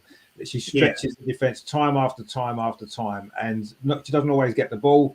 And when she does, most of the time, as we've seen, she sticks it away. She didn't the other night, frustratingly, and I was as frustrated as anybody when she missed those 2 chances that she should have done better with. But I think she brings a lot to the team, actually, and she's given us an extra dimension going forward this year since we signed her than we had before. And yes, she needs to score a few more of those chances. Yes, of course she does. But I think overall she's a great player, and she had a good game the other night. But she's always going to be as a striker. You always remember that if you miss the chance and you don't score, you're always going to be remembered that you missed those chances, and that's unfortunately the life of a striker, isn't it? I suppose. I mean, Herman's made a good point actually, which you didn't maybe think about. He obviously said if you don't play a player, if you don't give a player a chance to play, they'll leave. Is it possible Viv will also? Because of course Viv and Emmanuel Bocci are best friends, aren't they? Yeah. And I've had this feeling anyway that we've kept hold of Emmanuel Bocci for the simple fact that she's Viv's friend, and I think that was one of the reasons why she stayed as well, because obviously Beth's at the club, Mana's at the club, and I don't know if she does go in January, it maybe concerns me that how unsettling that might be for Viv because of how close they are. That's a worry for me, and we shouldn't really. That shouldn't be the case. We should be able to, players should come and go because they're playing in the team or not playing in the team, not because their mate plays or not. It's not Sunday league. They've got to be more professional than that. But it is a concern. I think women's football is slightly different in that sense, and I do think that is a factor. But let's hope that whatever happens, it works out the best for everybody. Because I agree with Matt. I think for her own career, she needs to be playing football, and the only way she's going to play regular football, unfortunately, is if she leaves Arsenal, because she isn't going to play regularly. I think that's obvious now. She knows that. We know that. Jonas knows that. It needs to be sorted out, and I'm sure Viv knows it as well. I mean, Timothy made a point here. He says, didn't Jonas say she's not 100% game fit? if you're not playing, how do you become game fit? Well, she looked quite game fit when she played for Japan against England the other week, didn't she? I know she came off in the second half, but again, that's because she's not playing many minutes. So she's going to be tired in the second half of games because she's not playing. But she certainly looked able to play. She played well in that game, and certainly in the first half until she maybe ran out of legs a little bit. Perhaps that's one of the issues is there isn't really. We go to under 16s, but we haven't got like an under 21 sort of league or anything for the women, so they can't say, "Oh, you haven't got any games or anything like that." For them, play for the under 21s, for example. It seems to be under 16s, WSL. That's it, and there's no go between, which is a bit of a shame. Yeah, that's something they could look at as well, maybe. And at the minute, though, we need everyone on the bench that's fit, don't we? Because we haven't got enough players. So I don't think she'd be playing in the reserve team, if you like, because she's needed on the bench, even though she's probably not going to come on. But yeah, it is something that maybe they can look at in terms of improving the women's game, is to maybe get some sort of middle ground, so some of these players can still play regular football, even though they're not going to be playing in the first team as much. And that maybe needs to happen a little bit. I agree. Terry said from the World Cup, France won, Denmark won. That must be the final score, is it? So that's not a bad result for both of them two teams. France. I still 20 minutes to go. 20 minutes. Oh, is it? I still 20 minutes to go. Oh, of course, yeah, because it would have started at 4 o'clock, wouldn't it? Yeah, that's right. I haven't really had a look at it, but I've got it in the background. Yeah, so anyway, France won, Denmark won at the World Cup, if anyone's interested in that. I mean, Amar, then, what's your kind of thoughts then, just before we move away from this game on, obviously, Juventus and on the Manu Bocci situation as well? What's your kind of thoughts on all of that? Yeah, first of all, in the Juventus game, it was 1,000 times much better performance. It was like a totally different team from the one that turned up against Manchester United. It was our strongest available 11, and right from the off, they was at it. You could see they were in Juventus's faces, pressing the ball out of the pitch, creating the chances, winning all the second balls. It was completely non-existent last Saturday, and yeah, it had been a little bit of profligacy, we would have won that game. For me, the first one, Stina's got a slide rule into the corner, maybe not try to go for power rather than placement. The second one, I don't know, Vizron was just a bit behind off the ball, so she probably either could have dinked it, or maybe just if Vizron had just been a little bit more closer, she could have left her for a tap in. But you have to also give a little bit of credit to our former keeper, Pauline Perimanian, who had a good game herself. And at the end as well, Caitlin's touch had been a bit better from a wonderful ball from Viv, who was back to her very best. She could have buried that, but overall the point is good. And if we'd offered 7 points before the start of the game, before the start of the group stage in a tricky looking group, well, I think we would have taken it. So yeah, it makes those home games important, and hopefully we can get through and win the group. But yeah, it's still going to be tricky, but we sussed them out. And our former manager, and we played well. And overall, it was a much better performance. Frida did as well to get the assist. Played a great ball over the top as well for Stina for one of those one-to-ones. So yeah, she continues to get better. I don't know if many people agree with me that she was for me the best player on the pitch. But then again, everyone's entitled to their opinions. But that's what I saw. But yeah, no, as far as the Manners situation is concerned, yeah, I don't know. Jonas has said that she's wanted to use her, and that when the time arises. But at what point as a player do you begin to become frustrated and start to lose that patience and move on, as we saw a bit last year with Nikita Paris. We don't want that situation to arise. She's a wonderfully gifted player. She brings a lot to the team. So let's see. I hope she doesn't walk in January, but at the same time, hopefully she gets the opportunity to show what she's worth. She does bring a lot to this team, as we saw in the Spurs game last season, the Villa game, as Matt touched on.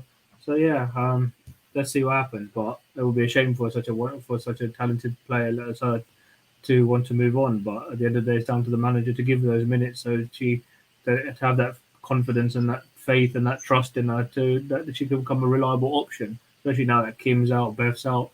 But we'll wait and see what happens ultimately. But yeah, no, overall it was a good performance, and hopefully he'll begin to use her more.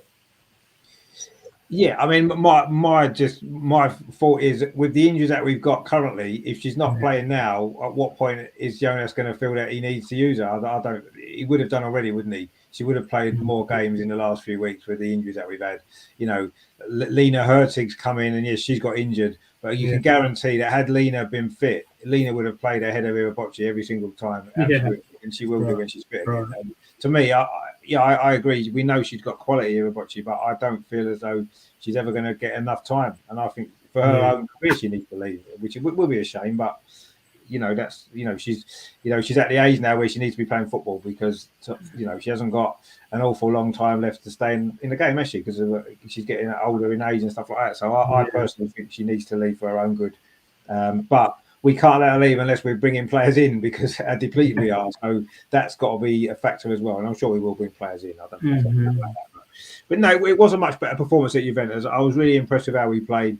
And yes, with a bit more luck, we would have. I actually agree with you.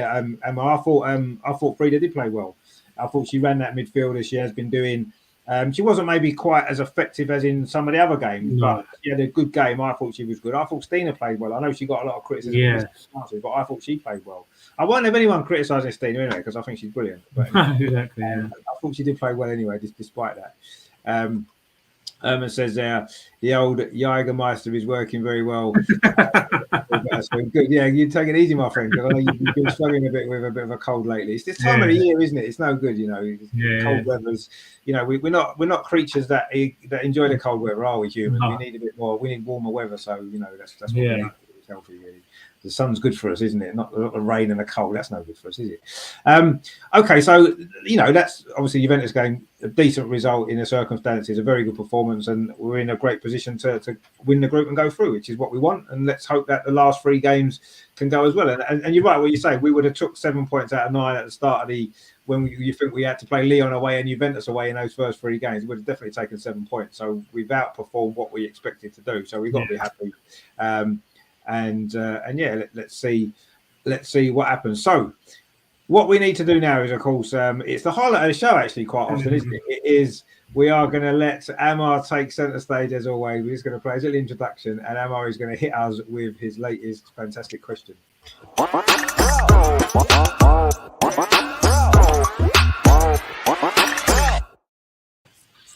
So, Chotti's challenge this week. It's going to be a good one. I can feel it. It's going to be good. So, we need to, actually, what I need to do is. I'm about Chotai, but anyway, yeah. My former maths teacher at school once called me that, and I didn't like it. So, yeah. But anyway, let's just leave that to another time. Yeah. Right, I've got a little bit of paper. Hang on, I just need to get a pen that's working. Yeah. Probably will need a pen for this because it usually involves a lot of thinking. Actually, I've got a pen that's working. I must have a pen, surely. Come on. Where are we? My pen's not working. Hold on. Who's your question before Richard finds a pen? Just because you want to win again. I know what's going on. He's still looking for the hat trick. He's still looking for the hat trick, isn't he? Yeah. I was thinking, I'm ready now. I've got a pen. While we're waiting. All right. So what I want to know this week is, of the current squad members, who's 5th in the terms of most goals scored?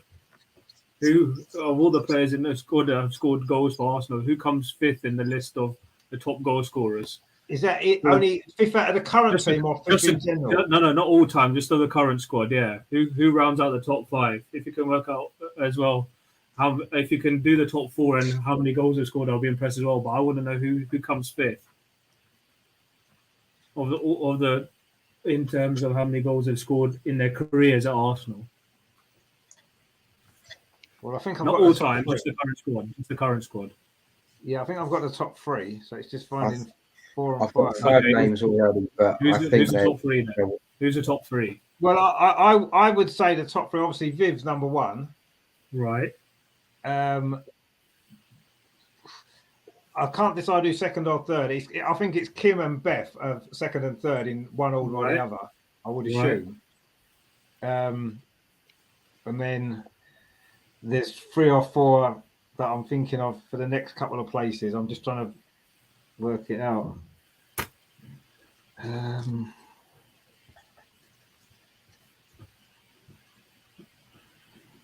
This is combined, isn't it? So yeah, all time appearances in for Arsenal. Yeah, so not just in the WSL. Everything. So it'd be cup finals and things like that. Yeah, top 5 in terms of goals scored. Smith is number 1, and then I would go for Kim on 2nd, right, and then Beth on 3, right, Jordan on 4. Mm-hmm. Yeah, I've got Jordan 4. Yeah, and who's Katie 5th? That's what I want to know. Who's 5th? Who's 5th? See, this is where it gets tricky because there's a few I think that are quite close. There's a player that I've got. I don't think any of you got. as fifth. Look at But it right now, I yeah. haven't really put them in order. I think we all know Vibs first. Bear in mind, this is all-time Arsenal appearances. Yeah, all time, yeah. On the current squad, I go for Katie on 5th. You're going to go with Katie, okay? Fair enough. Ooh, Katie, see, she's one of the 4 or 5 names I'm thinking of. I'm not sure. Katie. I mean, she's got a few, hasn't she? So, are we naming 1 to 5? Yeah.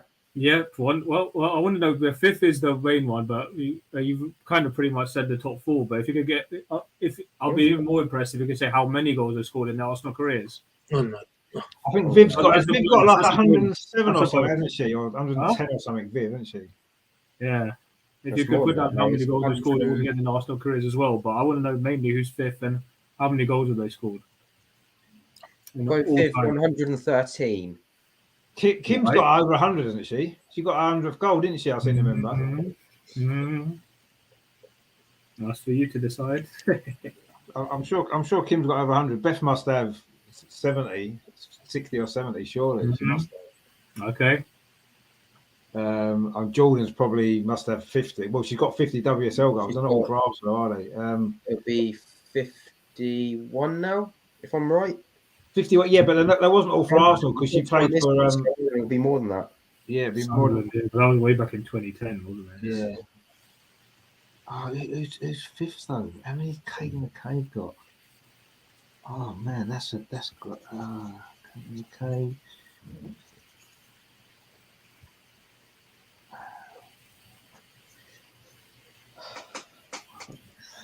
See, a lot of the current squad. This is the thing for me. A lot of the current squad are either reasonably new into the team, apart from the ones that we've mentioned that's been there for a long time, or the ones that stay a little bit longer are players that don't score goals very often. Like Noel Moritz has been a few seasons. Leo Wolsey don't score goals. But do you know what? I'm going to go brave. I'm going to go big. I'm going to go Steiner. You're going to go 5th, Steiner. I'm going to go with Steiner as 5th. Yeah. Wow. Okay. What about you, Andres? You said, what did you say? I said Katie. Katie. What about you, Matt? See, now I've added 2 other names, but I think one of them's not going to be in that list. Actually, Katie's probably scored more than Steiner, thinking about it. 5th, I'd say it's Leah Williamson. Ooh, great Yeah, shot. I don't think Leah Williams got that many goals. I think Steiner scored more than Leah. Leah's only got about 6 or 7, I think. Yeah, so you've saying Leah Williamson. Andres is saying, what did he say again? I just forgot again. Sorry. Katie McCabe, Andreas said. Yeah, Andres, you said Katie McCabe. Yeah. I'm saying Leah, and you're saying Steiner. I said something Steiner, yeah. Well, so let's reveal then, shall we? So first is Kim Little, 158. Oh, wow. 158 in her career, 158. Coaches. Second is Viv with 120. Third is Jordan with 80. Fourth is Beth with 61. And it would surprise you to know that you're hopelessly wrong with who was 5th. It was actually Jen Beattie who's 5th. No way! 30 goals for Arsenal. I'm not joking. That's what it says here. That's what I got around. Jen Beattie's 5th with 30 goals. Yeah, she scored a few, didn't she, the first time she was at Arsenal? But you were all very close because you were very close because you had Katie who was 6th on 28. Caitlin is 7th on 26. Caitlin is 7th on 26. And then if you've got that after top 10, you've got Williamson on 14. And then Blackstenius on 12. And then who rounds out the top 10? Let me see. Top 10 is Frida Marnham with 8.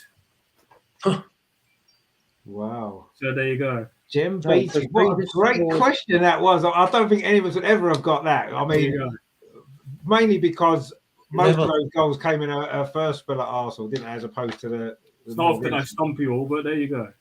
That was, I don't think, well, I'd never have got that. I'd never have thought Jem was 5th ever. I'd never ever have guessed that. Not in a million years. And was 5th with 30 goals. Wow. That is incredible.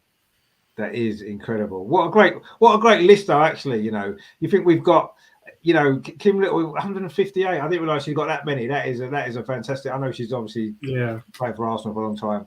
Obviously we know about Viv. I'm surprised that Jordan's got more than Beth actually, but I suppose most of Beth's goals have come more in the last couple of years, haven't they? She didn't score as many at the beginning, whereas Jordan always used to get a few, didn't she? She played a lot more games.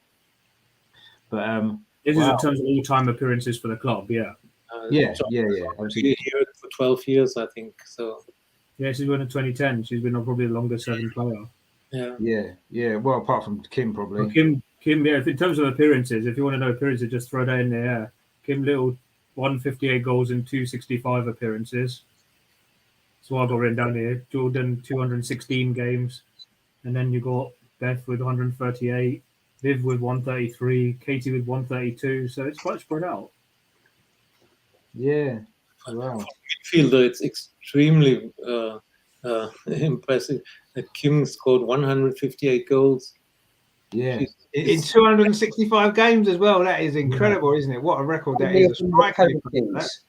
Right? How many of them were penalties? Yeah. Well, quite a few actually. You're right. Yeah, a lot of penalties actually, because she does tend to get. But Viv is no doubt 120 and 133. That's just bonkers. Yeah, that's an incredible goal scoring record. Yeah, we know about Viv being no penalty. Not no penalties. That's right. Yeah, no penalties for Viv. She doesn't take them, does she? So, well, that was. There you go. Jen Beattie. Wow. Well, I mean, actually, give credit to Jen Beattie then. 30 goals for Arsenal. That's brilliant. That actually. Well done, Jen. Yeah. Fantastic. Wow. I can't believe that. Actually, I'm shocked. I must admit that shocked me, that answer to that. I'm really, really shocked about that. But there you go. But brilliant. What a great question that was. So none of us got it right. No. But not surprising actually, because that was difficult. That was very difficult. But a very good question. I like that one. I think that's actually one of my favourite ones, to be honest, that you've done.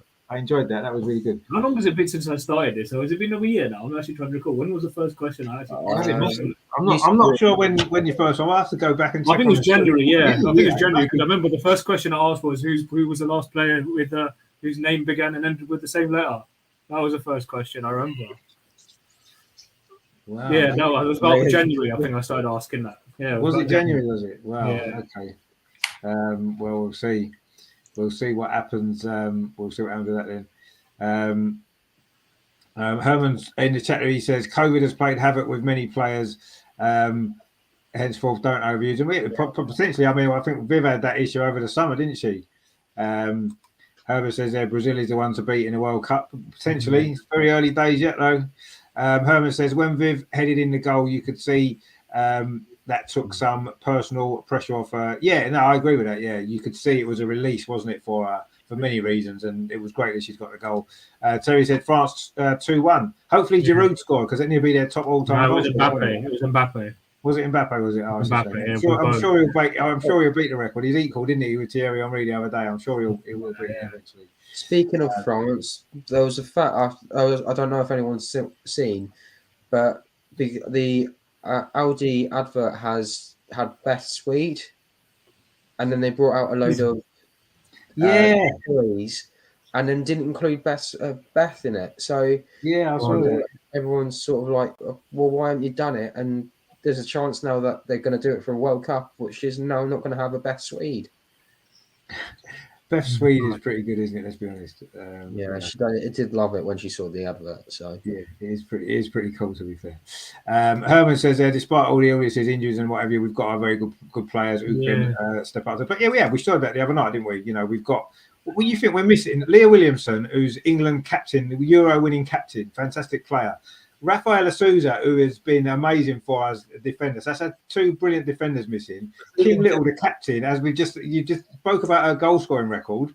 Incredible energy in midfield. We're missing her, and of course now as well we've got Beth as well, the player of the Euros, the runner up in the Ballon d'Or, which she should have won. Probably at this moment in time the best player in the world. She's out as well. Lena Hurtigan, new signings out. You know what I mean? No team on earth could cope with that amount of quality players missing all at the same time and still win games. And we've done it. We've still won games. Yes, we lost to Man United, but we've won all the other games despite all these players missing. yes, Beth's only just become injured, so we're going to see how we get on without her being in the team long term. But yeah, it's been amazing, really, the fact that we're still in the position that we're in, despite all these players out, big important players. So I mean, the players in the squad need to get massive amount of credit and respect for the job that they're doing in the circumstances. And the good news is a lot of these players are going to be fit hopefully very soon. Leah Williamson's, we've seen her training. I think Rafaela's not too far away from playing again. Lena Herzig, we hope is not going to be too far away. Kim Little's a little bit more longer term, and we know Beth's going to be out for a long time, but we can start getting some of these players back in the team, get some new signings in January. It's looking good, isn't it? Because to cope with what we've had to cope with so far this season, and to be where we are, joint top of the WSL, in a very strong position to qualify at the Champions League, it's incredible. What an effort they've done. You know, the team and the squad has done a brilliant effort. So, you know, that's been a massive positive for me. And yes, the injuries have been really, really disappointing, obviously, but we've done so well in the circumstances. And yes, I think we're all very shocked by the Man United performance and the defeat we were. But I think overall we can't be too down in the dumps about the way things have gone with everything that's happened this season to us. You know, we're in a brilliant position. And yeah, let's just hope that by the time we play Chelsea in January, we've certainly got at least 3 of those players back fit again, because we're going to need them, aren't we, for Chelsea at the Emirates, definitely. So let's hope that's the case, but we'll see. We can only keep our fingers crossed on that side of it. We can't do anything about that now, but we'll see what happens. But yeah, I mean, I think tonight's show has been a good show in a lot of ways, because we've discussed a lot of really important issues actually that's going on in, obviously, at Arsenal women and in the women's game in general, which has been great. And you know, I think we can end on a fairly positive note that we can. You know, the performance on Thursday was good. We've got over a week's break to get everybody together and hopefully get a couple of players fit. Jonas did mention there's a possibility we may have some players fit for Everton. And yeah, let's hope that we can continue with what we're doing, and let's hope that some of these issues that we've mentioned can improve and can be sorted out, you know, at Arsenal and elsewhere as well in the women's game. I mean, Andreas, when are you coming down then? When are you flying over for the Everton game? Is it Friday again? Yeah, the same as for the United game. I'm flying on Friday evening. So next show, Friday evening, I can't be in. It's the problem. Yeah. We may be able to. I'm trying to think when we'll be able to do it then, actually. We'll have to see. What we could do, actually, because obviously it's at Meadow Park, isn't it, this time?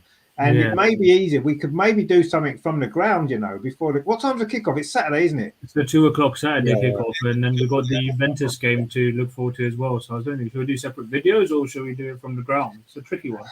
Yeah, we'll have to. Juventus preview as well. Last time at Meadow Park, I got a connection with the internet, and I could join your show if you remember. So yes, again, actually, that was a Birmingham game, wasn't it? We could maybe that might work. I mean, I did a live show for Meadow Park with that Aston Villa game before the game. I did a live stream and it was fine. The signal was fine, so I think that could work actually. Are you going to that game, Amar, or not? I think I might be, yes. I'll try to get down there early. Yeah, we could do something from there, yeah. We can maybe do something. Are you around on Saturday, Matt? Saturday sort of early afternoon? Yes, I will be. It'll be just a case of I don't know whether or not I will be going at the current moment. It's travelling at the moment. I need to reach out to a few people, see if I can find a way down there. If not, then I won't be going. But if I can, I'll be there. Okay. Well, if obviously you're at the ground as well, that could be handy. Get all 3 of you together in the stadium. We could do something from there before the game, which would be great. We could look into the game, get a little bit of the atmosphere from the stadium, and look ahead to that game. And like you said, Juventus game as well, which is on Wednesday, isn't it? The following Wednesday. So yeah, that's right. At the Emirates, that'll be good. That'll be good, won't it? So we'll see if we can do that. It might be better, obviously, because obviously Andreas will be flying on Friday, so we won't be able to do it then, which is fine. We will find a way around it, I'm sure. No problem. That might be good then. We'll look and see if we can sort that out, because that'll be good to do that actually, which would be great. So yeah, we'll sort that. Great stuff. Okay, so I mean it's been an interesting show tonight. A lot of important things to talk about, which has been good, and the games as well, obviously. Andreas, good to see you again. Good to see that you had a safe trip to London and back, and obviously hopefully you'll have another safe trip this week. You have a few air miles, won't you? That I've built up over the time. I would have thought. Is it you staying at the same place? I'm assuming again, are you? Yeah, yes, I do. Like in second home. It is. You're there more than you're at home these days, aren't you? You seem to be. If everything works like I hope, then I will see a lot of matches in the second part of the season. Are you going to the Essen game tomorrow? Tomorrow, yes, of course. Oh gosh. I'm in Munich tomorrow. Yeah, but I'm planning to travel to London frequently. It depends on the TV coverage. Friday evening it's impossible for me, but if it's Saturday or Sunday, I can make it. But then I always will fly on Friday. It might be a problem for the show, but on the other side, I want to be there. I want to be in the stadium and support the team, even in this difficult situation. I think it's important that we all are behind the team and we support them. And I'm sure that Meadow Park will be sold out on Saturday. Yeah, no, I won't be surprised if it is again. It was sold out for the last game there, wasn't it? So I won't be surprised if it is again. The West Ham game wasn't it? It was sold out. So no, that's going to be good actually. I'm sure that's going to be. And you're right. Yeah, they need the support now more than ever, don't they? Because it's a tough time, and it is very difficult at the minute. So yeah, you're right about that. But we'll sort something out for the weekend. It'd be good to kind of catch up with you again. And I say the stadium would be great, wouldn't it? Get a little bit of the atmosphere there because it's going to be a big game against Everton, as we know, tough game. But one that we can obviously win, and hopefully we will win. And let's hope that we do, which will be good. I mean, Matt, good to see you again. You enjoyed the show? Yeah, I always enjoy it, and it's good to talk to everyone. So I will apologise for the 20+ minutes that I spent on talking about Man It was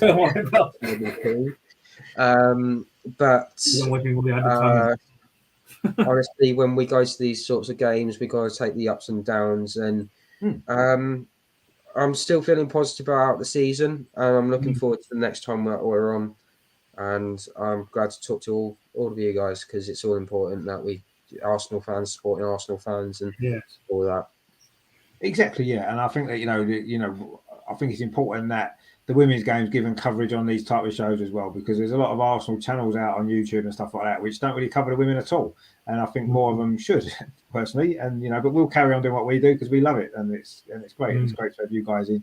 Amar as well, of course, good to see you again. You seem a little bit brighter now. We can sort of see you a little bit better. I don't know. It's his room. I don't know. It's always a bit funny. It does seem, maybe, it seems the lights are the wrong way around, maybe. But anyway. No, I think I did it from my room more often. Yeah, it's much better. It is good to see you anyway. Have you enjoyed the show as well? Yeah, no, it's been good. It's been a while since we did it again. And hopefully it won't be too long before we do it again. And it's great to talk about, as I always say every time, it's great to talk about what we love doing on a weekly and daily basis, and to have lots of things to talk about, whether it be injuries or football or whatever. But yeah, no, it's great to be part of, and long may it continue, and hopefully we'll have something to show for it at the end of the season. So yeah, busy period ahead, and we wish the girls all the best.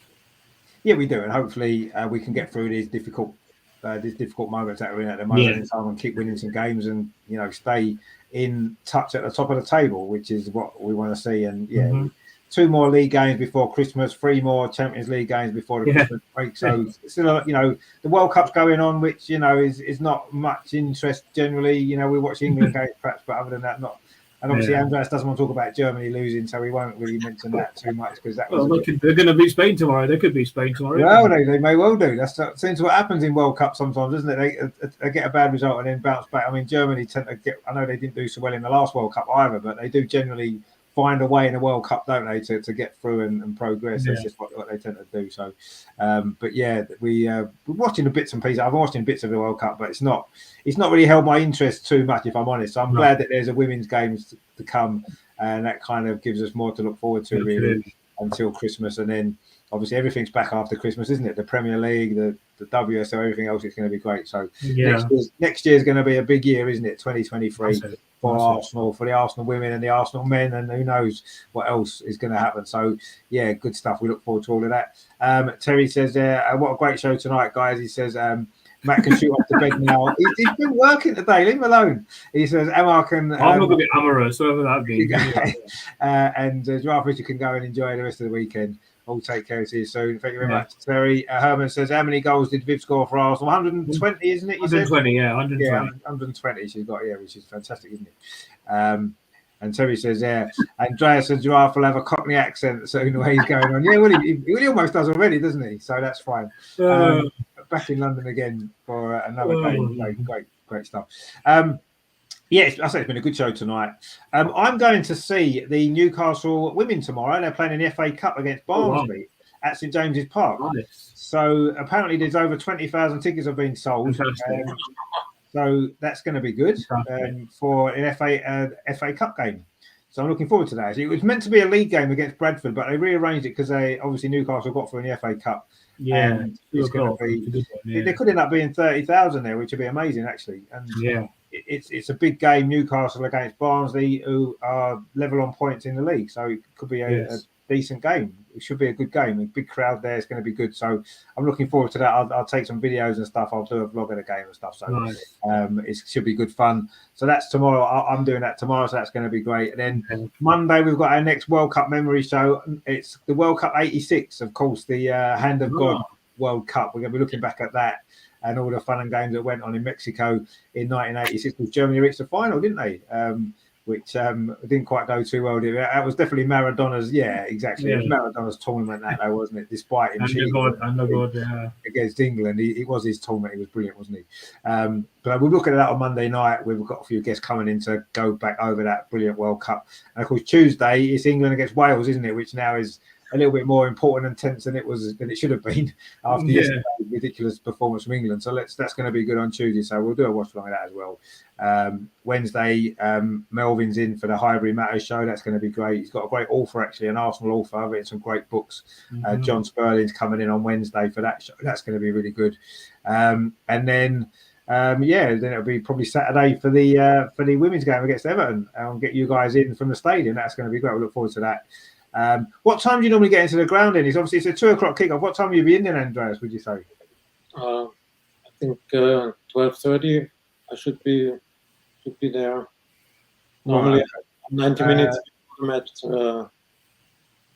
Right. I mean, I'll be playing football in the morning. I probably won't get back till probably getting on nearly 1:00. So I might have to do it sort of just after 1:00, maybe something like that.